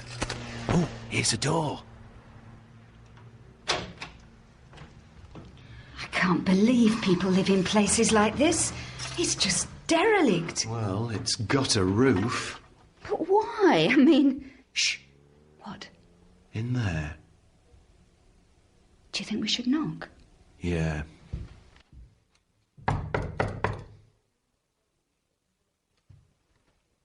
Anybody in? Do you want to kick us out, do you, eh? No, we haven't come to do anything like that. We're looking for someone. Oh, yeah. Yes, we're hoping you might be able to help us. We need to find someone called Joe. We think he's living rough in this area. Do any of you know him? What's he look like? We don't actually know. We've never met him, you see. Look, it's a long story, but the thing is, we need to find him. It's pretty important. We've been told that we might find him here. Well, you won't, so you'd better go. Look, he isn't in any trouble. We aren't trying to catch him or anything. We've got some news for him. Good news. He's due for some money. An inheritance. Eh? Oh, I've just remembered. My name's Joe. It's a trick, ain't it? I bet you're from the council, really, snooping about. I can promise you, we're not. Doesn't anyone at least know where he might be? His name's Joe. He'll be about 26 years old. Well, he's not here. We're wasting our time here, Mike. Let's go. Come on, then.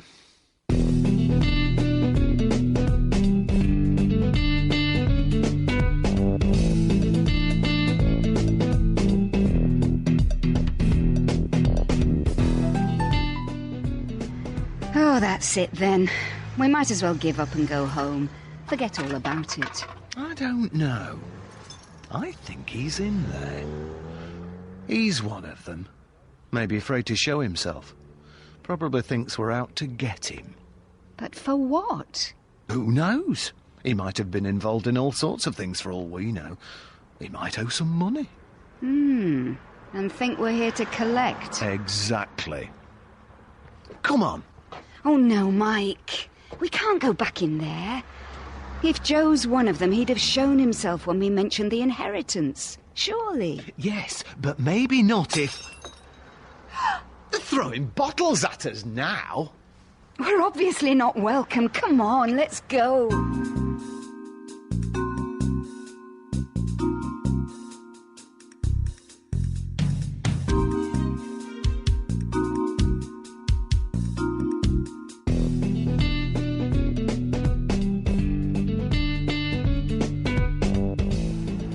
Attention passengers awaiting the 1915 train for Sheffield.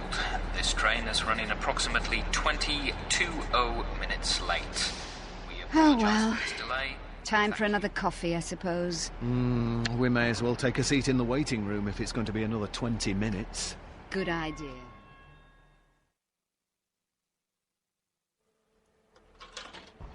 Sugar? Yes. Thanks. So a complete waste of time that's been. Well, did you really think we'd find him? Yes, I thought we would. Yes, but we didn't know there'd be this many homeless kids living rough in the Clapham area. We'll just have to do some more digging and see what else we can find out. For all we know, he might not be in London at all. He might have packed up and left. Might be anywhere. Excuse me, could I, Oh, don't look at me like that. I'm not begging. I'm sorry. What can I help you with? You don't recognise me, do you? I threw a bottle at you yesterday in Patrick Street. I'm sorry about that. You said you were looking for somebody called Joe. Yes. You told us to go away. Yeah, I know. You shouldn't have been there. You mean it's dangerous for us? Not just for you. Well, what do you mean? Is this something to do with Joe? Well, I don't know. I mean, I'm not even sure if it is the person you're after, but I think he might be. Listen, I couldn't say anything back there at the squat, and I don't want anybody to know I followed you. OK. Is Joe in some kind of trouble? Don't worry. Anything you say is between you and us. We promise. You sure? Absolutely. Would you like a drink from the machine? Yeah, coffee with sugar. Do you live there, then? In Patrick Street? I might do. Well, do you? Yeah, some of the time. But you don't need to know about me. It's Joe you're looking for, ain't it? Well, you might just be playing games with us for all I know. Is that what you think? That I've just followed you everywhere you've been for the past 4 hours, just for the fun of it?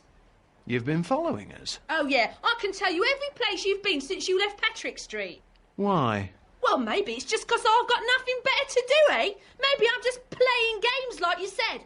Look, I'll tell you what. Forget even Kate, all right? No. Hang on. Look, I didn't mean...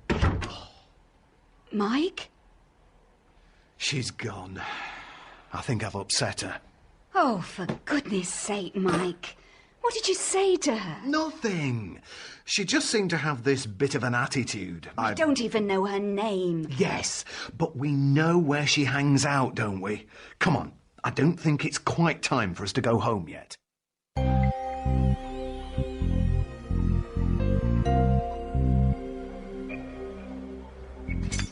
Do you think we're doing the right thing coming back here? I hope so. But she said she didn't want to talk to us in front of the others.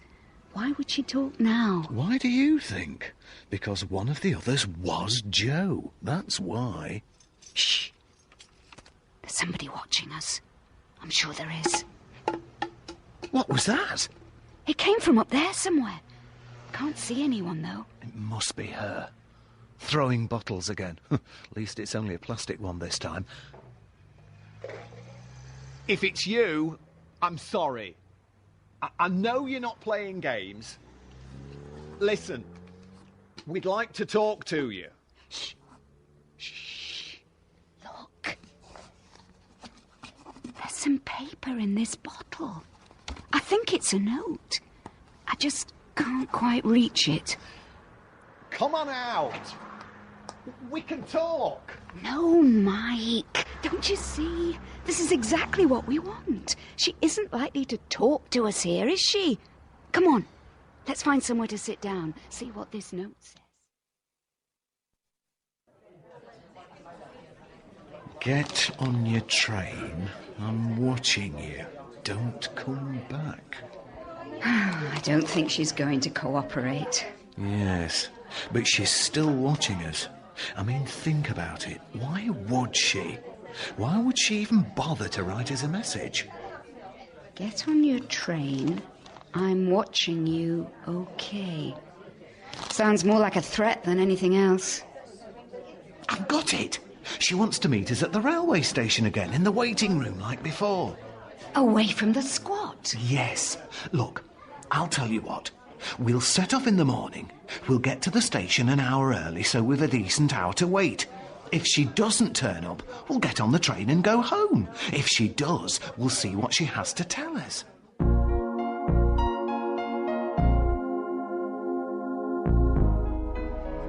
Please stand away from the platform edge. The train approaching platform 4B is the 9:42 to Sheffield.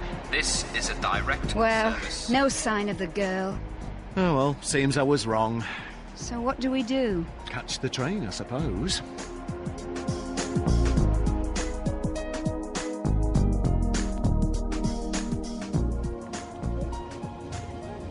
Oh, you'd think they'd put more carriages on. Look at us all crammed like sardines. Stop complaining. Oh, I'll be getting off this next station. Oh, no problem. I agree, it does get a bit uncomfortable sometimes. Yes. Anyway, I'll start heading for the doors, I think. Good day. Yes, and to you. Goodbye. Bye. Honestly, Mike. Sorry. Didn't think, as always. Same with the girl. She'd have probably taken her straight to Joe if you hadn't said whatever you did. Yes, all right. Look, I'm sorry. You were right. I did put my foot in it, didn't I? But then what did we know about her anyway? She could have just been leading us on, promising to find him for us for a price, and chances are we'd have never seen her again. No, I don't think so. I think she does know something, but she's frightened. She had to be sure she could trust us. Excuse me? You don't mind if I plonk myself down here, do you? Well, no. Feel free, by all means. You all right, then? Pardon? Are you all right? Yeah, we're fine, thanks. Yes, thank you very much. Tickets? 2 singles to Sheffield, please. And 1 return. Are you all together? Oh, no. Just us 2. But you can pay for me and all, can't you? What? I'm only on this train because of you. Pardon? Mike, it must be. Yeah, it's me, Little Joe.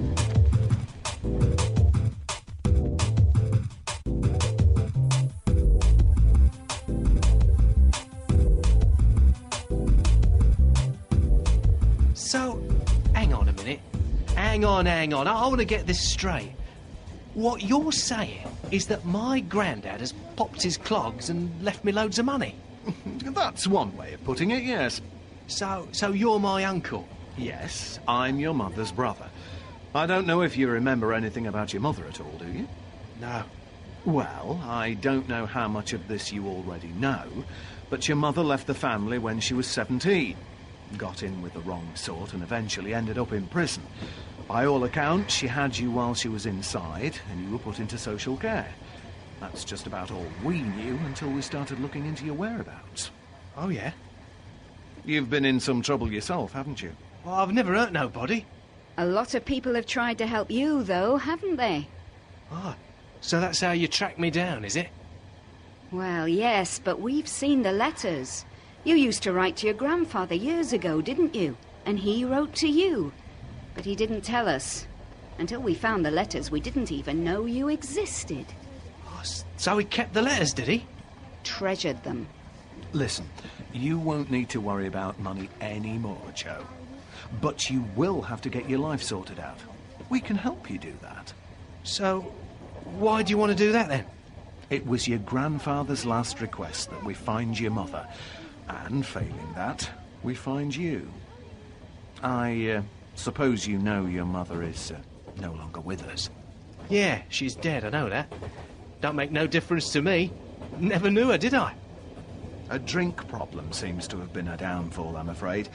In fact, it was probably the news of what happened to her that led to your grandfather's death in the end. I think he always hoped deep down that Julie would just come home one day, say sorry, and that would just be that. It never happened, though, and it was never likely to. So, how much dosh am I getting then? Well, we need to be absolutely sure, first of all, that you are who you say you are. Oh. Then we'll need to make sure you have all the support you need to pick yourself up. Pick myself up? What do you mean? Out of the gutter, Joe. To be a responsible adult. No drugs, no alcohol. Well, that's my business, isn't it? Look, do you realise just how much money has been left to you? No. I'm still waiting for you to tell me, aren't I? Well, it's enough to set you up very nicely.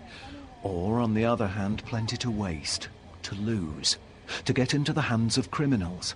That isn't what your grandfather wanted for you. And we don't want to see that happen either. We just want to make sure that the money helps you to live a better life. What for? What's it to you what I do, eh?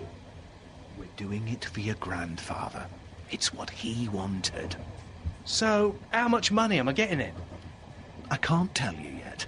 Not until we're sure of your identity. Oh, come on, give us a clue. £1,000? 10,000? It's a fair bit more than that, Joe. More than 10 grand, eh? Ahoy! You lot! You're on the same train as a millionaire! Guess who it is, eh? It's me, Little Joe! They've come to save me from ruining myself! Ain't that nice, eh? Please, Joe, sit down. Yeah, it's good news, though, isn't it? Yes, but the whole train doesn't need to know. What's your surname, Joe? Richards. So, do you know anything at all about your mother? Oh, I know what her name is. Was. That's all. Haven't you ever tried to find out more? What for? She dumped me, didn't she? What else do I need to know about her? Look, I realise life can't have been that easy for you. Yeah, it's all right now, ain't it, eh? It looks like it, yes. What we need to know, Joe, is how we can contact you. You see, we will need to meet you again, properly, to talk about it. But we need to see you alone, OK? You must be alone. All right, then. You call us. Here, look.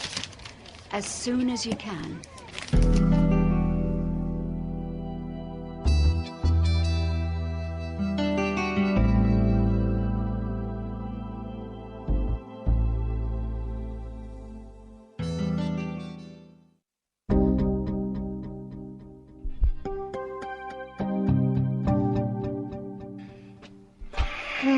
So, this is it. 225 North Street, Shoreditch. The flat above the newsagents. At least it isn't that terrible place that girl came from. Yes, that girl. I wonder who she was. How did she know him? He was there among them all the time. Do you think so? Yes. I hope this hasn't been a wild goose chase after all the trouble we've gone to. And after all the time he's kept us waiting. 3 weeks. Why keep us waiting 3 weeks? I think he's coming down. Hello. Come in. Hello, Joe. Hi, Joe. Oh, come on up. I've not cleaned up or anything. I've been. Well, don't worry about that. Sit down. I'll move some papers and stuff out of the way. Don't worry, we'll stand. We won't need to stay for long. Oh, right. I'll go see if I've got any coffee. No, don't worry about us. It's all right. I've got some. What a mess. You'd think he might have at least had the decency to tidy up. I mean, we are here to do him the biggest favour of his life, aren't we? I ain't got no milk. Is that all right? That's fine, Joe. You got everything, then? You haven't forgotten No, it's all here. Good. So, how have you been keeping? Yeah, I feel great. Tough. Have you been living in this flat very long, Joe? Yeah. So, have you brought it, then? Sorry? The dosh. Well, it's not as simple as that. There are things we need to go through first. Signatures and... We need proof of your identity. Yes. We'll need to see your birth certificate and, well, whatever documents you've got. Indeed. So, I'm not getting the money, then? Look, we explained all this to you on the train. I thought you was bringing the money today. No, we're going to try and sort things out today. Well, maybe we should just leave it then, eh? Leave it? What on earth do you mean? Well, it's just a bit complicated, isn't it? Do you realise we spent nearly a week trudging the streets of Clapham tracking you down? Now we've just waited 3 weeks for you to get round to calling us back, and you're not interested. I don't know why we bothered. 'Cause you want something from me. No, we don't. We're helping you. No. Hang on a minute, Maria. Maybe he's right. Maybe we do want something from you, Joe. Maybe some answers. When did you last see your mother? I've never seen her, have I? You mean you've never tried to track her down? No. Why should I? Are you sure you didn't make contact with her? Maybe just before she died? Hang on a minute. What are you trying to say? That I had something to do with it? Mike, stop it. No, but just think about it. Why shouldn't he have had something to do with it? Joe needs money. Who might give him some? His mum, if he can find her. Money for what? You tell me. How about this flat? There's no way you can pin this on me. He's right, Mike. It's not what we're here for. Yeah, but just think. What if we find some evidence to show that he had something to do with Julie's death? We might not have to do what we came to do. No, Mike. Joe, there is an inheritance. Half of your grandfather's estate, £120,000, goes to your mother. But, as stated in the will, since she's no longer here, it's yours. What about the other half, then? That's ours. Right, so 120,000 quid, then? In your name, yes. And what if you hadn't been able to find me? Then what? It would have stayed where it was. Unless it's found that you were no longer alive to claim it. Then it would have come to us. Right. So maybe you can see now why it was so important that we found you. Yeah, to make sure I get my money. Ta! No, not quite, Joe. What then? I'm sorry, Joe. I'm really sorry. You see, we don't think it would be a good idea to let you have the money. No. You'd only waste it. That's why we had to find you. Hey? I don't get it. Hey! What are you doing? Yes, it's a gun, Joe. What's going on? Well, it's like this. We need you out of the way. 120,000 doesn't even pay our debts. Double it and it becomes a bit more useful. Get the picture? Yeah. You want my half of the money as well. But... Full marks, Joe. Look, don't shoot, all right? I hope we don't need to. If you do as we say, there's an easier way out for you. What? Here, what's the rubber gloves for? Don't worry about the gloves, Joe. Just you worry about these. Tablets? Hold them in your hand, Joe. Get your fingers on the bottle. Tablets? Oh, now, hang on a minute. It's the easy way, Joe. No mess. And it looks like you did it yourself. All your own idea. It worked for your mother. Hey? You mean it was you? What? We put her out of her misery, yes. I mean, it can't have been much of an existence for her, living in those conditions. She wouldn't have known what to do with her inheritance anyway. We just sped things up a little for her, just like we're about to do for you. Take the bottle, Joe. Take it, Joe. Listen, I don't want the stinking money. Just have it, all right? You can have it. Sorry, Joe, doesn't work like that. As long as you're alive, it has to be yours. What? I'll tell you what, I'll give it to you then, when I've got it. I swear I will. Take the bottle. Here. No. We're giving you a chance, Joe. You can go peacefully. It'll be easy. You don't think we're serious, do you? All right. Say goodbye then, Joe. Oh, all right. All right. Good boy. That's more like it, Joe. That's it. Get your hands around that bottle. Oh, yeah. So there's plenty of nice fingerprints on it. And all mine, eh? That's the idea. You're not as stupid as you look, are you, Joe? And seeing as you're being such a good boy, we've got a little farewell treat for you. Bottle of gin? Yes. Once you've downed half a bottle of this and taken the tablets, well, I think the story will tell itself. Don't worry, we've spared no expense. It's the finest London gin, this is. Yeah. Especially when my mum only got the cheap whiskey. What? What? Don't you think you're pushing your luck committing the same crime twice? He's got a point there, Mike. Oh, don't worry. It'll be a coincidence. Happens to all your type in the end. We'll just call it a tragic accident, except it won't really be all that sad with you, Joe, 'cause nobody will actually care. Filthy bloke dies in filthy flat. Happens all the time. Yeah, except you're making a mistake with the gloves. What do you mean? The type you're wearing. Got 'em as a job lot, did you? They're for washing up. They're fine for what we need them for. Oh, yeah. They're even dipped in antibacterial disinfectant for extra kitchen hygiene. What are you on about? I bet the police thought it a bit strange when that whiskey bottle they found and the tablet bottle had traces of disinfectant on them, but not the body itself. What? Look, how do you know about the whiskey bottle? It's going to be very interesting for the police, isn't it? When they find these bottles next to my body. I mean, It's not likely I'd have any use for disinfectant, is it? Not in my filthy little flat, eh? Just a minute. Something isn't right here. He knows things, Mike. Shoot him.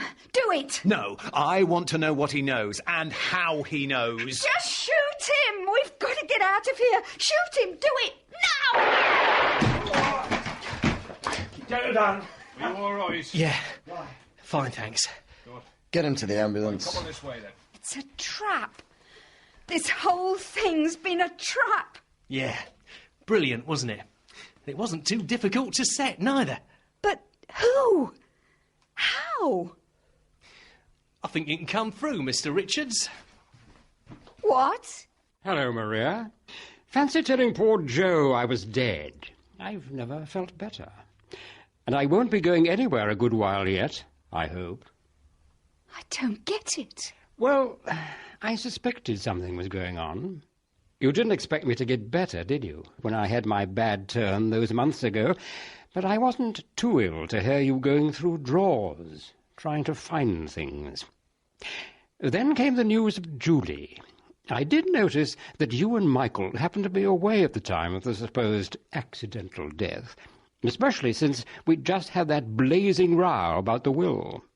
Yes, I remember seeing that look in Michael's eyes even then, a greedy, plotting look. Then, when we found out about Julie... You suspected us. I hoped I was wrong, Maria. I really hoped I was wrong. But I had to know, for my own peace of mind. That's why I told you both about Joe.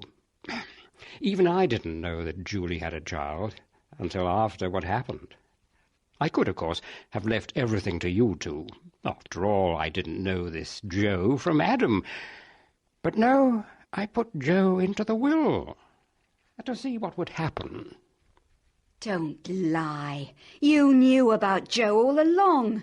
You wrote to him. We saw the letters. I made them up, planted them there for you to find, the start of a trail for you to follow. And you did. So you're not Joe? Brian Gray, private investigator. I hired him, and he's done a marvellous job. Oh, I get it. There was never a Joe anyway. Oh, but there is. Thanks again to Brian, we've tracked the real Joe down as well. It's just that there's something about Joe that you didn't know. Just one little detail that would have prevented you finding him anyway. I think you can come through now, Joe. Hello. You? But... Yes, meet Joe, Maria. All the time you were looking for some bloke called Joe. The Joe you wanted was a she, and she was following you all over London. Even came to see you at the station. How very clever.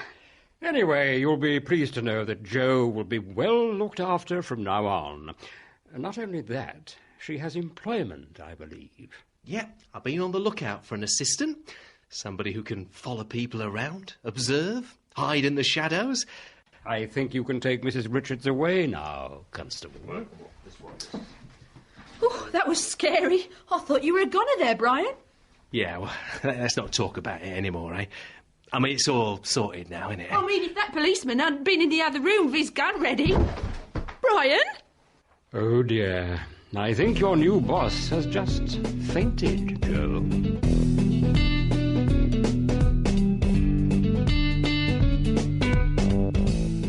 In Finding Joe, you heard Maggie Mash as Maria, Pete Haslam as Mike, Jeannie Carlin as Joe, Les Smith as the private investigator, and Redvers Kyle as Mr. Richards. Other parts were played by Howard Watson.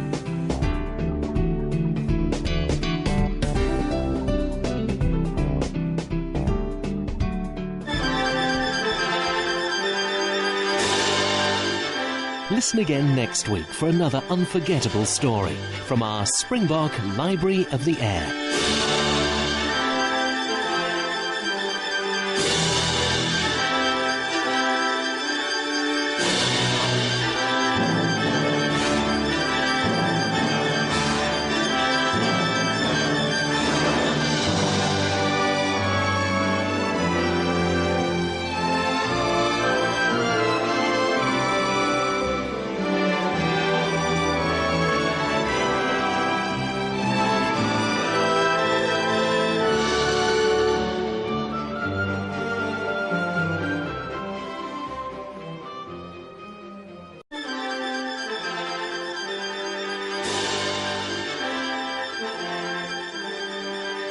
we present great stories from around the globe by some of the world's favourite writers in Springbok Library of the Air.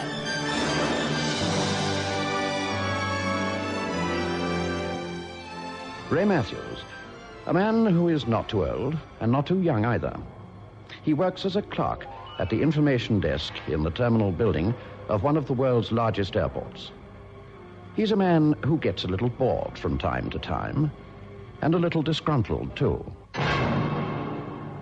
Sure, I get a little disgruntled. You would, too, if I'm any judge of human nature. And I should be by this time. I see all kinds of humans with all kinds of natures, good, bad, and in between. And they all ask questions, and I answer them. Only they never ask me about myself. They never want to know about Ray Matthews. It might be a little hard to describe the rut I'm in, though. You've got to experience a rut before you know what it's like. You've got to want things and not be able to get them in order to know how rugged it can be. And that's why I appreciate being asked the kind of question the little fat guy asked me that day. I'd like to be asked that question every day. Would you like to make $20, son? He was wearing a Panama hat, had a round moon of a face, and looked as if his life was one salesman's convention after another. Didn't you hear me, son? I said... Oh, I heard you, mister. I thought you did. Well? Who do you want me to kill? No, maybe some other time, eh? No, son. All you gotta do is to take this little black bag I'm carrying. And do what with it? Oh, nothing complicated about this at all. Just hold on to it for me. Hold it for you? Yeah, that's all. Until I come back for it in an hour. Not another thing. No strings at all attached. We have a checking service. The parcel room is right across the lobby. Look, son, it appeared to me that you wanted to make $20. Well, do you? What's in the bag? The information man doesn't ask questions. He answers them. Well? All right. Fine. Here's your money. I'll be back in an hour.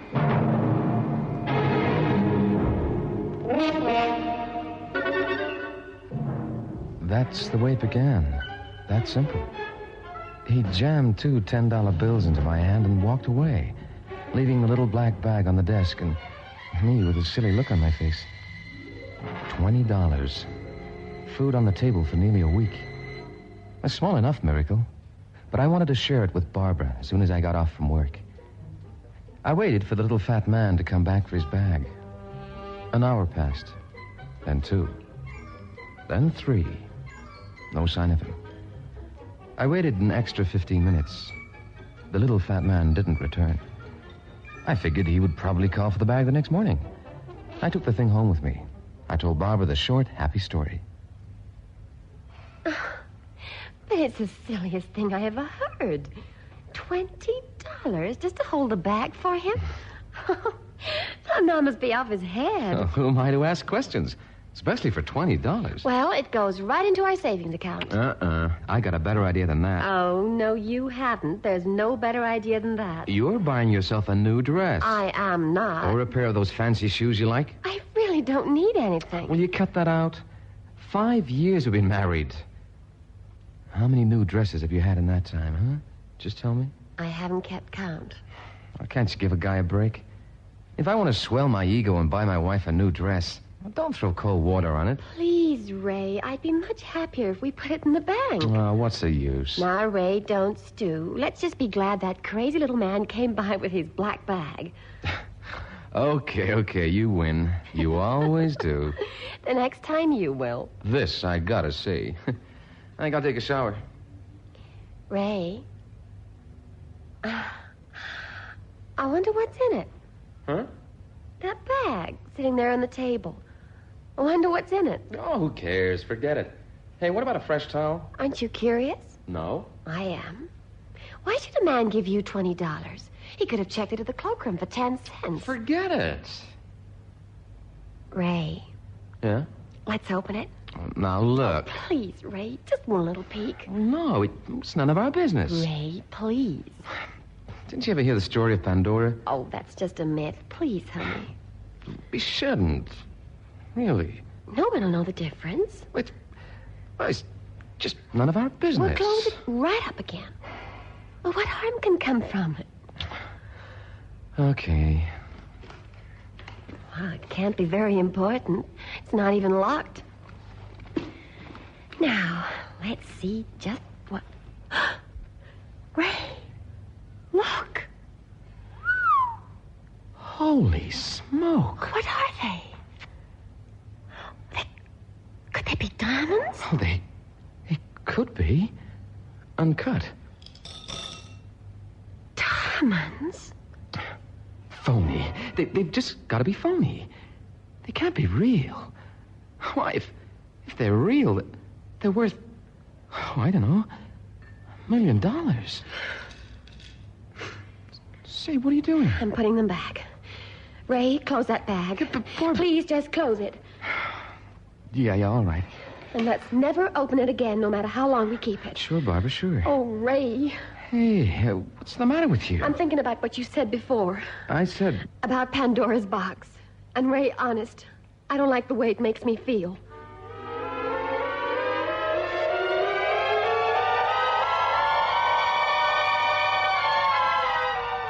And I didn't like the way it made me feel either.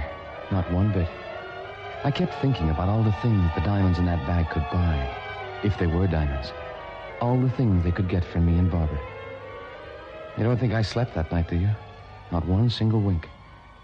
At breakfast, neither of us mentioned that bag. We were acting, both of us. But we had to keep it up. Here's your toast, Ray. Thanks, Barbara. Hand me the paper, will you? Uh-huh. Thanks. What's the weather report? Let's see. Today's high temperature around 85. Light snow flurries expected by nightfall. Goof. Hey. Huh? Barbara. What is it? Look, this picture in the paper. This one on page 2. Victor Wrigley, shown above, was pushed or fell to his death from a building on 25th Street. Yeah. Well, look at his face. What's so unusual about it? I'll tell you what's so unusual. That's the guy. What guy? The little fat man who gave me the money to hold the bag for him.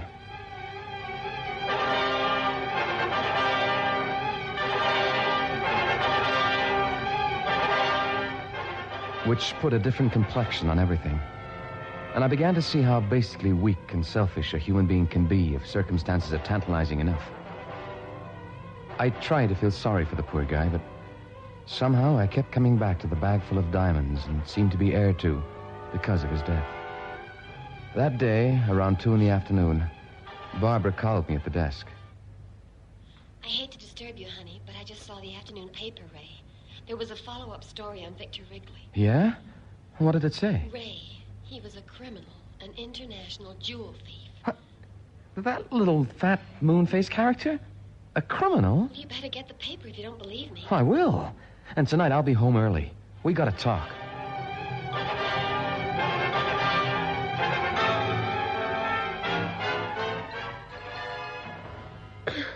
Oh, Ray, I've been so nervous all day. That bag standing there, and I kept thinking of that man's face. There's nothing to be nervous about anymore, honey. Then did you call the police? Oh, No. And I'm not calling them either. What? Barbara, we're keeping those diamonds. Ray, we can't. We are. This is the jackpot we've been waiting for, and we're not going to throw it away now. We keep those rocks.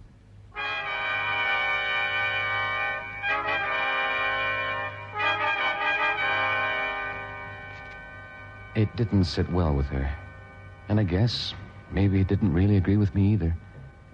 But when you lose your head, you've got nothing to think with until you find it again. I didn't sleep that night neither. I'd get up once in a while to see if the bag was still hidden in the closet. Barbara didn't sleep either. Ray, don't you see it's no good this way? Okay, answer me. Who are we hurting? Those diamonds belong to a syndicate.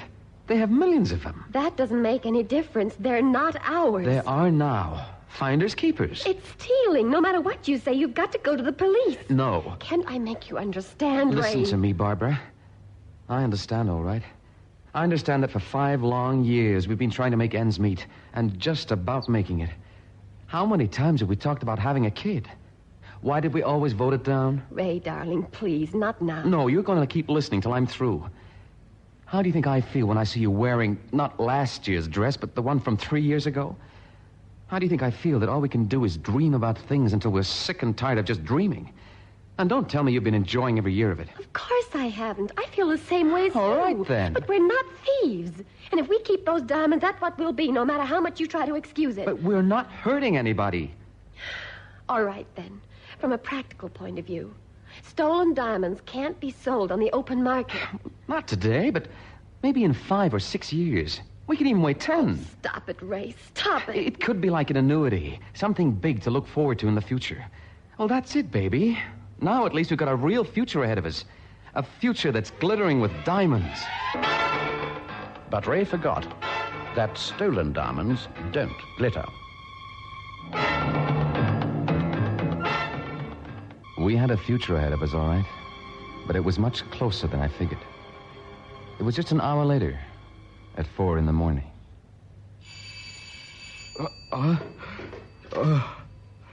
Hello? Who's this? Ray Matthews?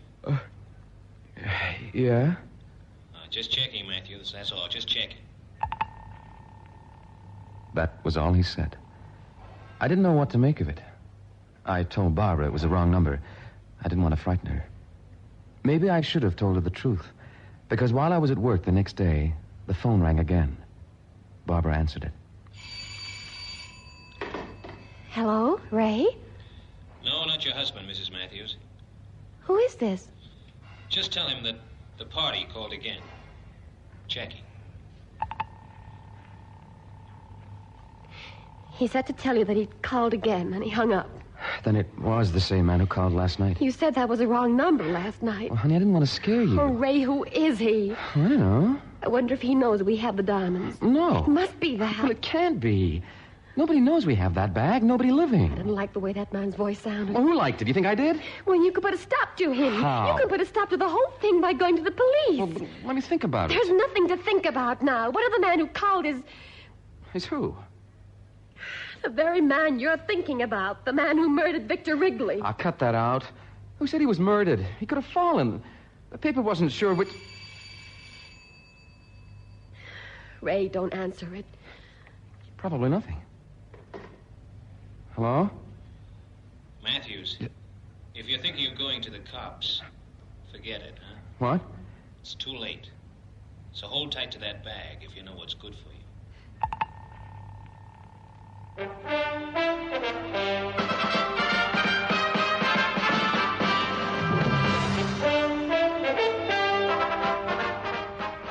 Just like the other 2 calls.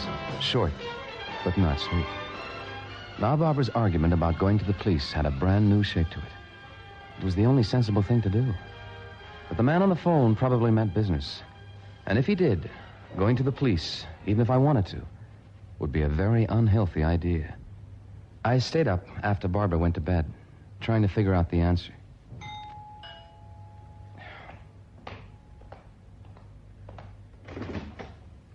Yeah?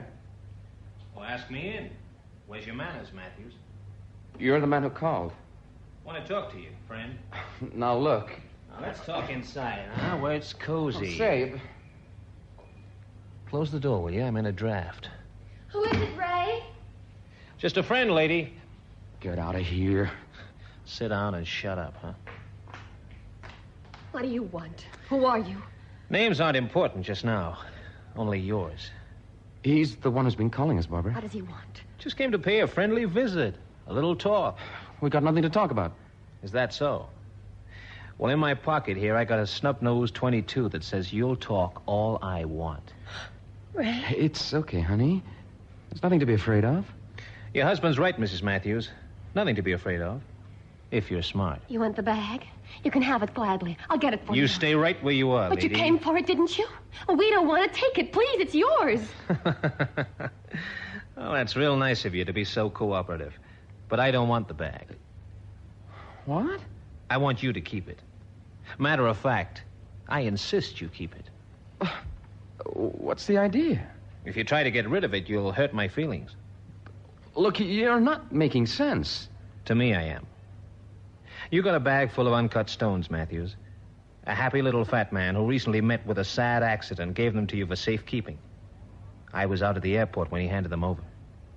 Don't you want it? The happy little fat man didn't know that I knew every move he was making up to the time of his unhappy accident. And I'm the only one who knows that you have the bag. And you don't want it? I didn't say that exactly. Yeah, but... You hang on to it. Let's keep the secret between us, huh? I don't understand. I do. Now, Barbara. He just wants us to keep the bag until he feels it's safe for him to take it. Mrs. Matthews, your husband's got a fine head on his shoulders. And if he wants to keep it there, he won't tell the cops or anyone else about this. What if I do? If you do, you'd better not have any plans for your old age. Because I guarantee they'll go to waste.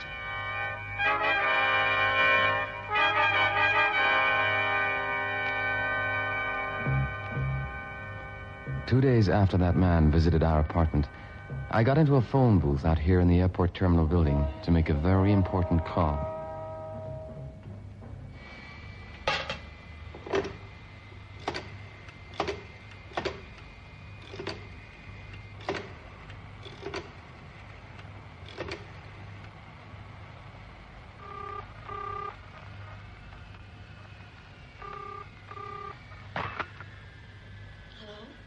Ray, baby. Ray, are you all right? Sure, fine. Why are you calling this time of the afternoon? You're supposed to be working. I got Jennings to relieve me for a couple of hours. Where are you going? Someplace I should have gone to a long time ago. To the police? Mm-hmm, to the police. I took the bag to work with me this morning. Oh, why didn't you tell me? Didn't want you to worry.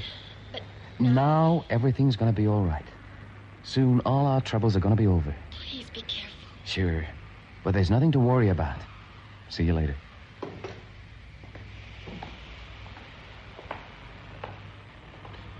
Hello, Matthews. You. Keep walking, huh? This is a gun in your ribs. What's the idea? I was in the phone booth next to you. What? I thought you'd try to pull something like this. Where's the bag, huh? Where is it? In my locker. Okay. We'll pick that up first, huh? Then where are we going? You'll find out.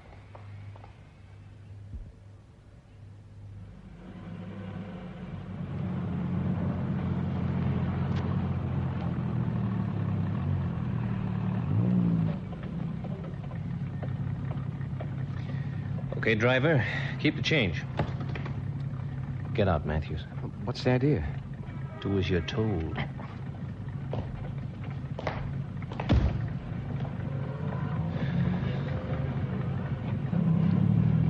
Why'd we come back here to my house? I said you'll find out. Get into the doorway there. Okay. Now what? You know, for no reason, you've made it tough on everybody. On you, on me, on everybody. I couldn't help myself. You can't now either.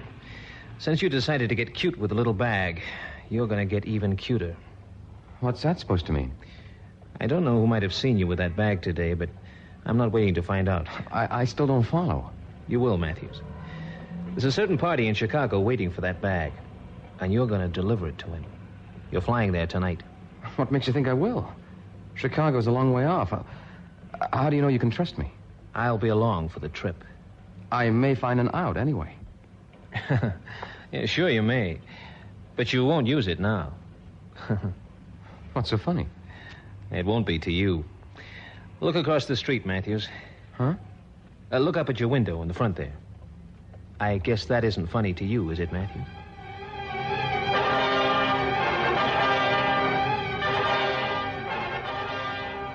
It wasn't funny. It was the most awful thing I ever saw. She's looking down at you, Matthews.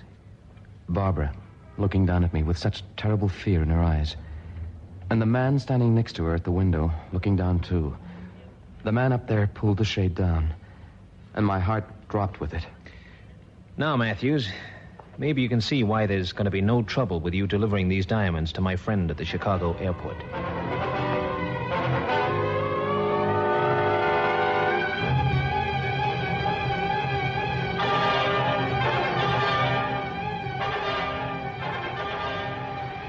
In less than half an hour, we were back at the airport. Only this time, I was a passenger. The man whose name I didn't even know was right alongside of me. We were walking out onto the apron to the Chicago plane. I'll be sitting right behind you on the flight. You've got nothing to worry about now? I always worry a little till the deal's completed. This one will be finished when you hand that bag over to my friend at the information desk in the Chicago airport terminal building. How will I know him? I'll point him out to you. Hi, Ray. What do you say, fella? Who's that? The pilot. He's an old friend of mine. Here he comes. Better play it straight, huh? I don't have a choice. Hiya, Ray. What's the good word? Nothing much. Just come in, Carl. Here. L.A. run. Oh, this is Mr. Jones, Carl. Mr. Jones, Carl Evans. Hello, Evans. Mr. Jones? Say, what are you doing out here on the tarmac, Ray? Flying to Chicago. My, uncle died. Oh. Sorry to hear that. Bad luck. Yeah. Very bad news for me. The plane will be leaving. We'd better get going, huh? Yeah, I guess we had. Oh, so long, Carl. See you. Yeah. See you around, Ray. Was I all right? Yeah, fine. Just be sure you keep it up, huh?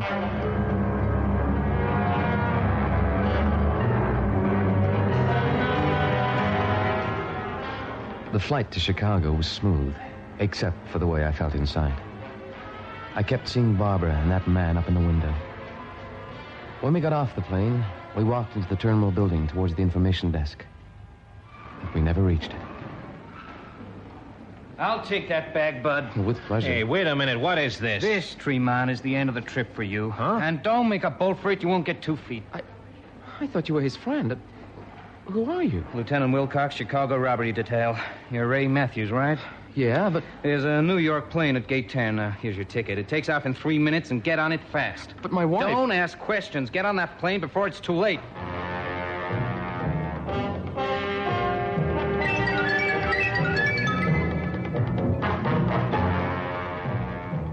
I got on it. All the way back, I kept asking myself the same questions over and over. I could only guess the answers. When I landed back at the airport, Barbara was there to meet me. Ray! Ray! Oh, Barbara! Oh, Ray! Oh, baby. Oh, thank heaven you're all right. It worked, darling. It worked. Right after you spoke to him, Joe called the house. By the way I answered the phone, he knew that something was very wrong. The police came right after. I was hoping Joe would realize something was up when I called him Carl. And I told him my uncle died. Well, he knows I've got no folks. Oh, that was smart. I'm proud of you, honey. And you'll be proud of me, too. The police said there was a reward for those diamonds. There is? Oh, boy, how much? I didn't ask. I told them we didn't want any part of it. You Darling, we opened Pandora's box, but we snapped it shut just in time. Let's keep it that way, huh? I see what you mean. Yeah. Let's do what you say this time.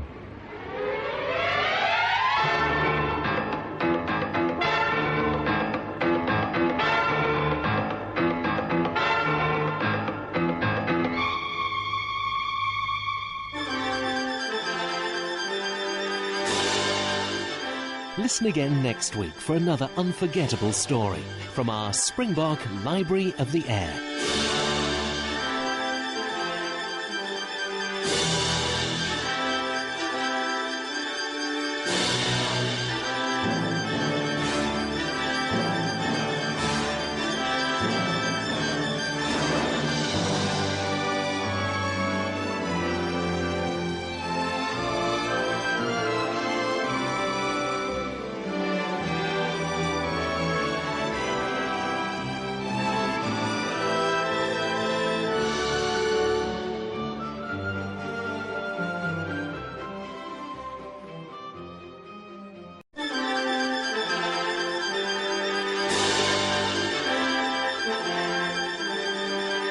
we present great stories from around the globe by some of the world's favourite writers in Springbok Library of the Air.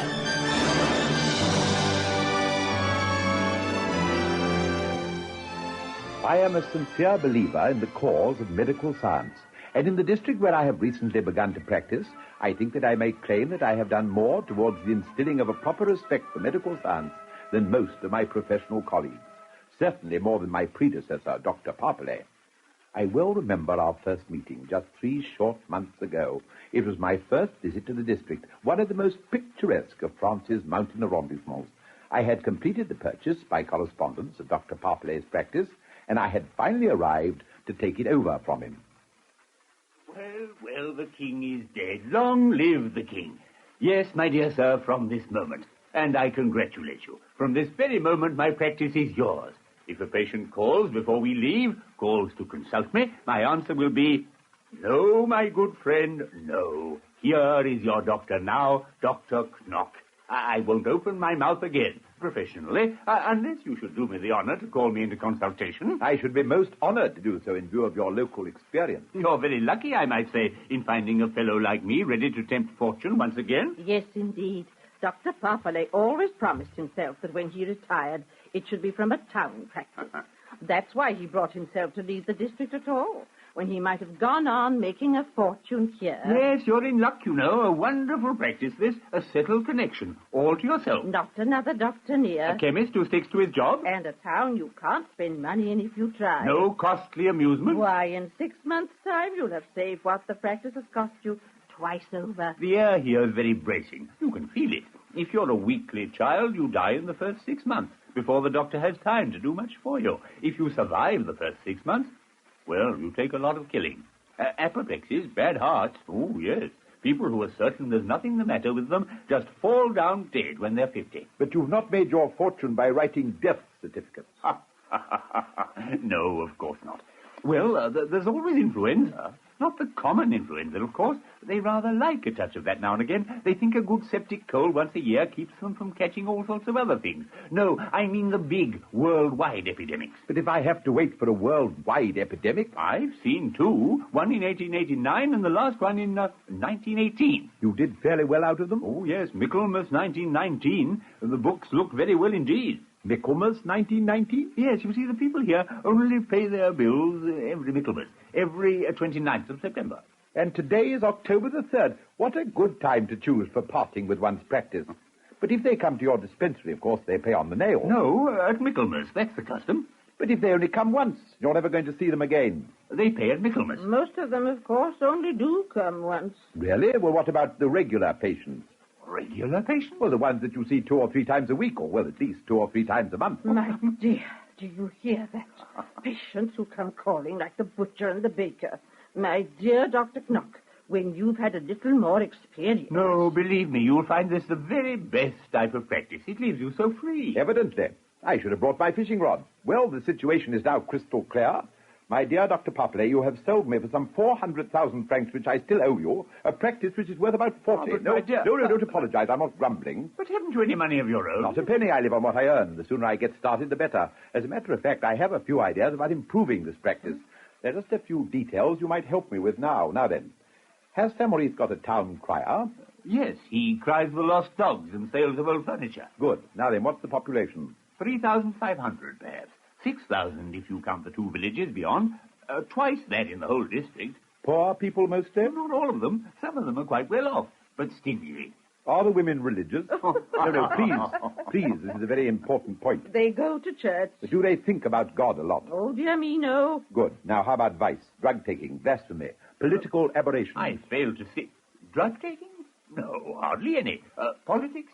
The usual thing. Much adultery? Would you say that conjugal infidelity was more epidemic or endemic? And in which category does it prevail? You really do ask the most amazing question. There's no more here than elsewhere. Bless. What chance have they? The way people spy on you. Good. Now, you've nothing else to tell me? No queer religions, superstitions, orders of druids and things like that? No old herb women? No white witches? Oh, nothing like that. Good. Then the reign of medical science can begin. I am strongly convinced that Sir Maurice offers more opportunities than you think. You, sir, should be leaving here with your pockets full of gold, and you, madam, with 3 rows of pearls round your neck. in an expensive limousine. Oh, well, we shall see. I shall be back in 3 months for my first installment.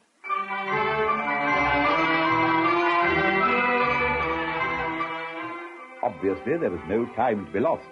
And before any results could be expected, there were 1 or 2 alliances to be formed. I began to make them forthwith. So you are the town crier? Yes, Mr. Knock.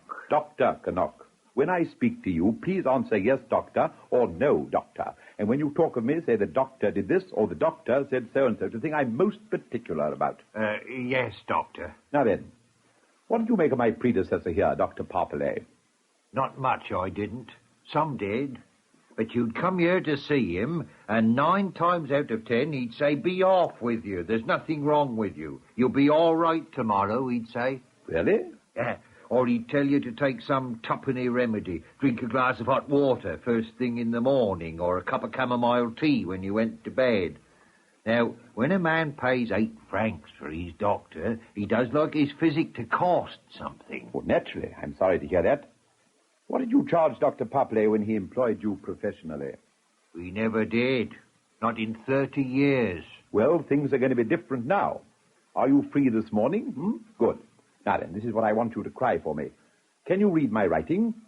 It says, Dr. Knock, who has taken over Dr. Parpellet's practice, presents his compliments to the inhabitants of St. Maurice, and begs to inform them that in the public interest, and with the hope of checking the alarming increase of those diseases which are now spreading through this once healthy district, he will give from 9:30 to 11 every Monday morning free consultation and advice. To strangers, the cost will be 8 francs, as usual. Oh, that's a great scheme. They'll think a lot of that. In the public interest. Yeah, and today's Monday, and it's market day. There's a lot of country folk coming to town. Why, when they've heard me cry that, you won't have room for 'em all. I'll manage. The public health must be safeguarded. Nothing is more important. I can see that you're a man of sense and public spirit yourself. I rely on you. While you're here, perhaps I'd better have a look at you, too. Now then, there is something, isn't there? Well, when I've had my dinner, I sometimes get a sort of a feeling. Sort of here. Show me the exact spot. There? Or there? Quite so, between the two. Where my finger is now? Hurts you when I press it? So? Yes, it sort of hurts. Ah. Do you feel it more than usual after you've been eating venison? You do, don't you? I don't eat venison, but if I did, I believe I would. Ah, now we're getting at it. That's most important. How old are you? 51. 52 next year. 52 next year. Well, my friend. Well. You can work today as usual. That won't hurt you. But go to bed early.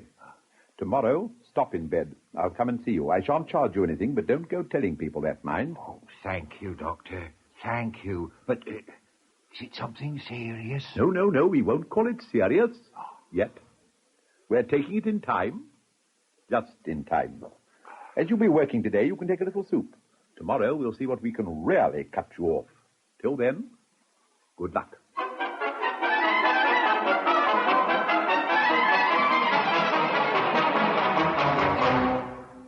But, my dear sir, as schoolmaster of this town, you really ought to face up to your responsibilities, teaching people here the laws of health, setting up the right standards of household hygiene, of good heavens, the 101 things a doctor and a schoolmaster can only do if they do them together. But Dr. Parpellet never told me, Dr. Knock, never once suggested... Good heavens, to think of these wretched people left to their own devices, hygienically, prophylactically. Oh, they certainly are. I'll wager they drink the water here and never give a thought to the billions of bacteria in every mouthful. No, I'm sure they don't. Do you suppose they even know what a microbe is? I doubt it.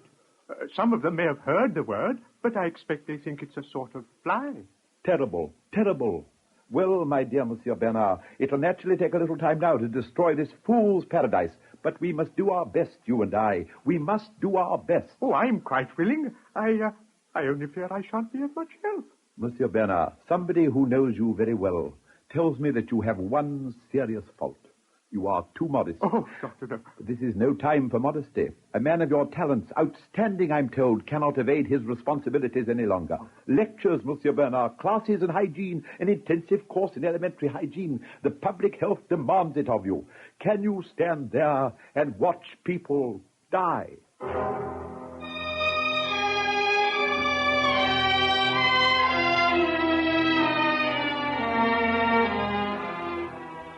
Monsieur Mousquet, pray sit down. Thank you. You're the town chemist. Uh-huh. A position of unusual trust. I found time yesterday to give one glance round your establishment. Oh. One glance showed me how excellently it was equipped and how admirably you manage it. Oh, Doctor, you're too kind. No. A physician, these things concern me very closely. A doctor who hasn't got a first-class pharmaceutical chemist to depend on is like a general fighting a battle without guns. I'm glad you give my profession its due. Still, such a high standard of service as you provide, of course, brings its own reward as well. You can't make less than £1 million a year. A profit? My dear doctor, I wish I made half that. But that's absolute nonsense. You've no competitors? Oh, no, not one for 10 miles or more. It's almost unbelievable. Was my predecessor not quite up to his work? Between ourselves? Oh, Dr. Parpellet was a most worthy man. We couldn't have got on better, but... But if you bound up his prescriptions at the year's end, they wouldn't have made a very big book, I suppose. You've hit it. And yet, as you know yourself, every single soul in St. Maurice is ipso facto a potential patient. Of course, they have to fall ill first. Fall ill?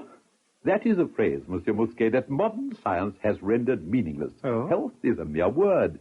I only see around me people suffering more or less acutely from diseases more or less serious, which more or less rapidly get the better of them. Oh, of course, if you go on telling them that they're quite well, they're glad enough to believe you. But your only excuse for doing so would be if you had so many patients on your hand already, you couldn't attend to any more.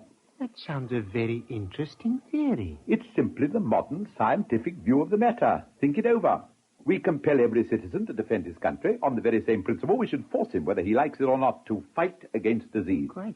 My dear Monsieur Mousquet, our calling, yours and mine, ranks second to none in the world. How shameful that it should sink bit by bit from the high place of prosperity and influence to which our predecessors, the best of them, have raised it.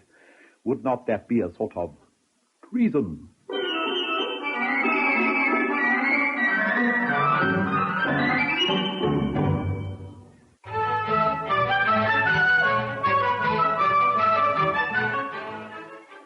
It was a matter of some pride to me the way in which I was able to extend my practice those first 2 months, and I can quite truthfully say that the number of patients who placed themselves in my hand was the clearest possible proof of their implicit belief in the efficacy of medical science. Yes, we come from the big farm on the road to Lucia, me and my husband. A farm like that now must mean a lot of work. Oh, it does. 18 cows, the bull, the fat stock. There's a mare in foal. We've got goats and pigs and the poultry. And no one to help you? Oh, why, of course. 3 men and a girl in the house and more for the hay and the harvest. So many?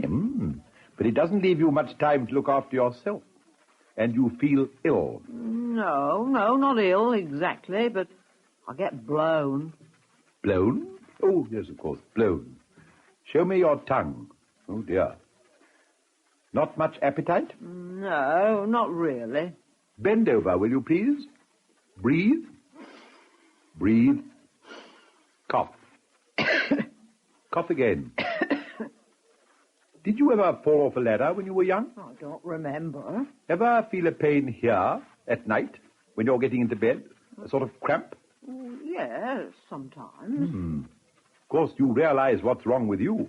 No. That's just as well, perhaps. Now, you want to be cured, or you don't want to be cured? Oh, but I do. Let me warn you at once, this will be a very long and a very costly business. Oh, my gracious. Why will it? Because a trouble that's been going on for 40 years can't be cured in 5 minutes. 40 years? Ever since you fell off that ladder. Oh. It must have been quite a big ladder, placed against a wall, and you fell backwards. Plump. That's where it caught you. On the left one, luckily. But what's it going to cost me?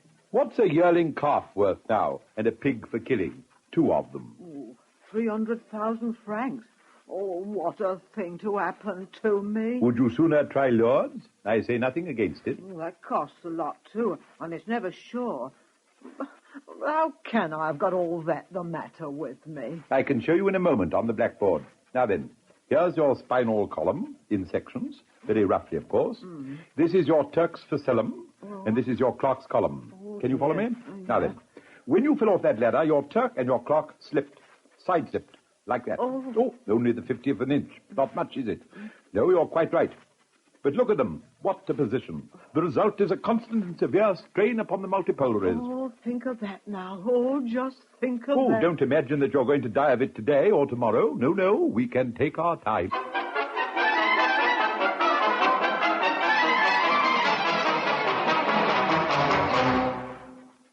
Yes, Doctor, you may well be surprised to see me. A little surprised. Oh, when a Madame Pont, that is a Mademoiselle Lampouma that was, comes with all the rest of free treatment, it is rather astonishing, isn't it? But the greater the compliment, madam, and I am conscious of it. Our family, of course, goes back to the 13th century, but I won't pretend that my income's what it was. Only last year I had to sell a 300-acre estate of ours, La Michoui. I still wonder whether I did right. It depends what you invested the money in, madam. I bought oil shares, Doctor. What do you think of oil? One of the most useful of minerals. As an investment, speculative rather, apt to rise a little and then fall a lot, for no very apparent reason. Oh, you make me go cold all over. Oh, you don't know what the worry the managing of a few little pennies is to me. But you're wondering perhaps what I've come for, lining up with all my tenants for a free visit. Whatever your reasons, madam, I know they were good ones. It's just that I've heard such good reports of the perfectly splendid work you've been doing since you came into the district. And I thought to myself, I know what the people round here are. There'll none of them go near him, and that's all the thanks he'll get. But then I said to myself, if they see that a Madame Pont, a Mademoiselle Lampouma that was, is not ashamed to pay a free visit to the doctor, why, neither will they be. The least thing I do is remarked upon quite naturally. A most praiseworthy step to take, madam, and I thank you for it. While I'm here, there is one little thing. What with my tenants and my investments, I worry so much. There are whole nights, I do assure you, when I simply can't sleep. It's most exhausting. I suppose you don't know a cure for sleeplessness. Have you suffered from insomnia long? Did you ever consult Dr. Parpillay about it? Oh, Dr. Parpillay. He told me to buy a volume of law reports and read 6 pages every night in bed. He may have been wrong. I have known cases of insomnia which proved to be of the very gravest import. Really? Insomnia, for instance, which was due to some organic disease of the intracerebral circulation. That change in the arterial walls, which we call atheroma. Oh. Your cerebral arteries, madam, that is, the arteries that feed the brain, it is possible, may be as hard and as brittle as pipe stems. Pipe stems. A common comparison. Oh, good heavens. Would smoking bring that on? I do smoke a little, you know. We may have to take that into account. Then again, insomnia may come from a constant sapping of the grey matter of the brain by nerves which are diseased. Oh, how dreadful. Oh, can you explain that, Doctor? But of course. Try and picture to yourself a sort of crab, or a kind of octopus, or a very large spider which nibbles at you and sucks at you and little by little drains away the whole of the inside of your head. How terrible. Oh, that's what's the matter. Oh, I knew it. Oh, Doctor, I'd rather die at once. Oh, I'd rather you killed me. Oh, I'm going to faint. The pain's coming on. Oh, hadn't you better give me a little morphia? I can't face it. I simply can't face it. I'd sooner be told straight out. I must know. Is it absolutely fatal? No.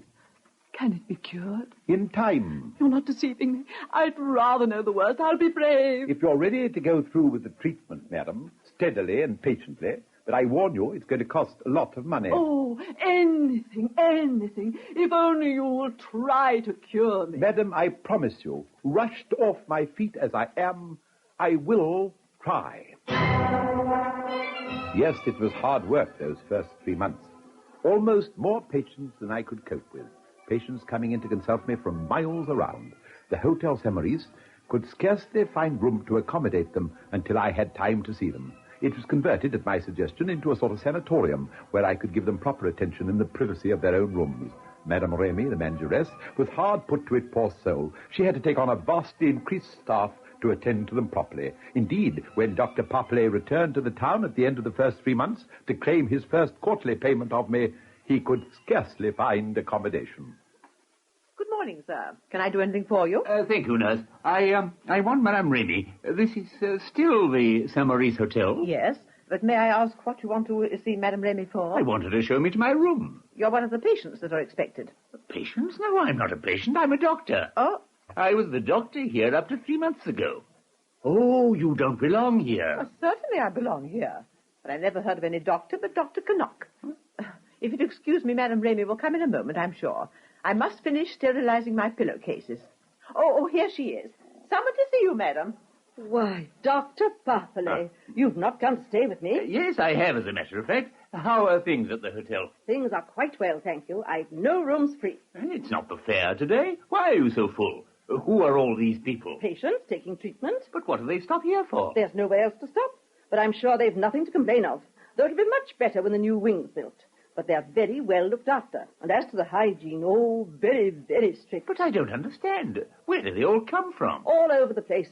Everyone's heard of Dr. Knock, and they all want to consult him. Huh? They don't always know what's wrong with them, but they all know there's something. And it's lucky for them Dr. Knock's here to advise them. Oh? Why? The way they were going on and never giving a thought to it. Eating things and drinking things and doing everything they shouldn't. Dr. Knock here yet?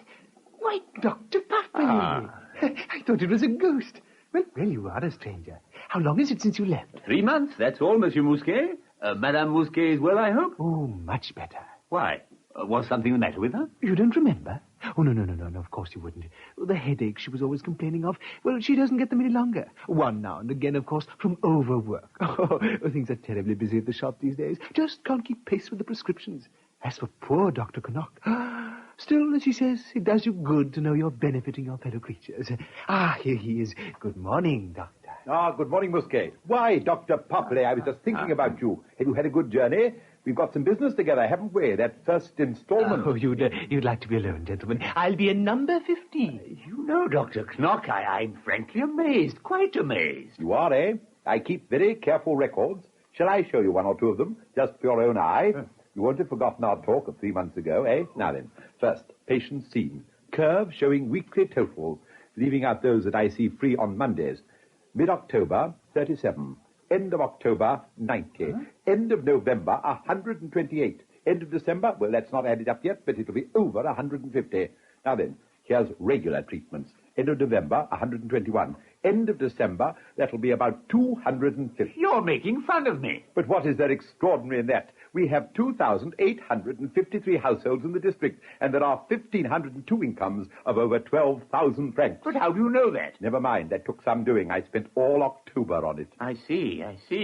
Here in this town live some hundreds of people, a featureless, meaningless mass of humanity. What is my task? To rescue and resolve each one of them into a scientific individuality, into a medical existence of his own. I put a man to bed. I watch. I wait. Something will come of it. You can't put a whole town to bed. Why not? That remains to be seen. I believe I'm the only man among you that would put a whole town to bed and keep it in bed until I found out what was really the matter with it. Look at this valley below us. Do you see? The first time I stood at this window looking out, the morning after I came here, I wasn't overconfident, I can tell you. It didn't seem to make much odds whether I stood here or not. The whole place turned its back on me. But now, like an organist at his keyboard, I pull a stop, I touch a note, and from far off, the sounds respond. In 250 of those houses, we can't see them all for the distance of the trees, there are 250 rooms, and in each one of them at this very moment, somebody is testifying to the might of medical science. Upon 250 beds, those prostrate forms bear witness to life's meaning, and through me are made one with the great cause I serve. My dear friend, my colleague, I have something to suggest to you. What? A little country town's no use to a man like you. You need a city to work in. Let me hand over to you my practice in Lyon, my new one, and let me come back to practice here. Oh, no. I hardly think that would be a good idea, or acceptable to Saint Maurice. To Madame Remy at this hotel, for instance, or to Monsieur Mousquet, the chemist, for instance. No, I hardly think this is the place for you now. Stay for a day or two, by all means. I really think you ought to take a day or two's rest.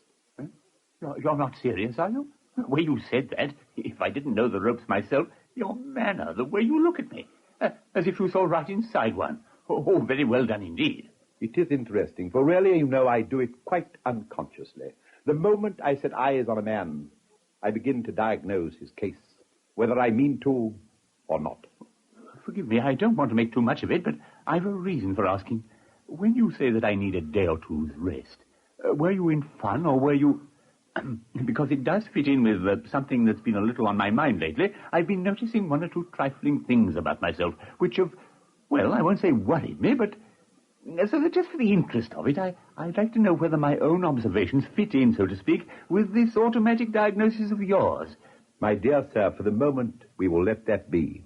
I must begin my rounds, but you'll lunch with me, please. And as to the state of your health and whatever may need to be done about it, we can go into that in my consulting room this afternoon at our leisure.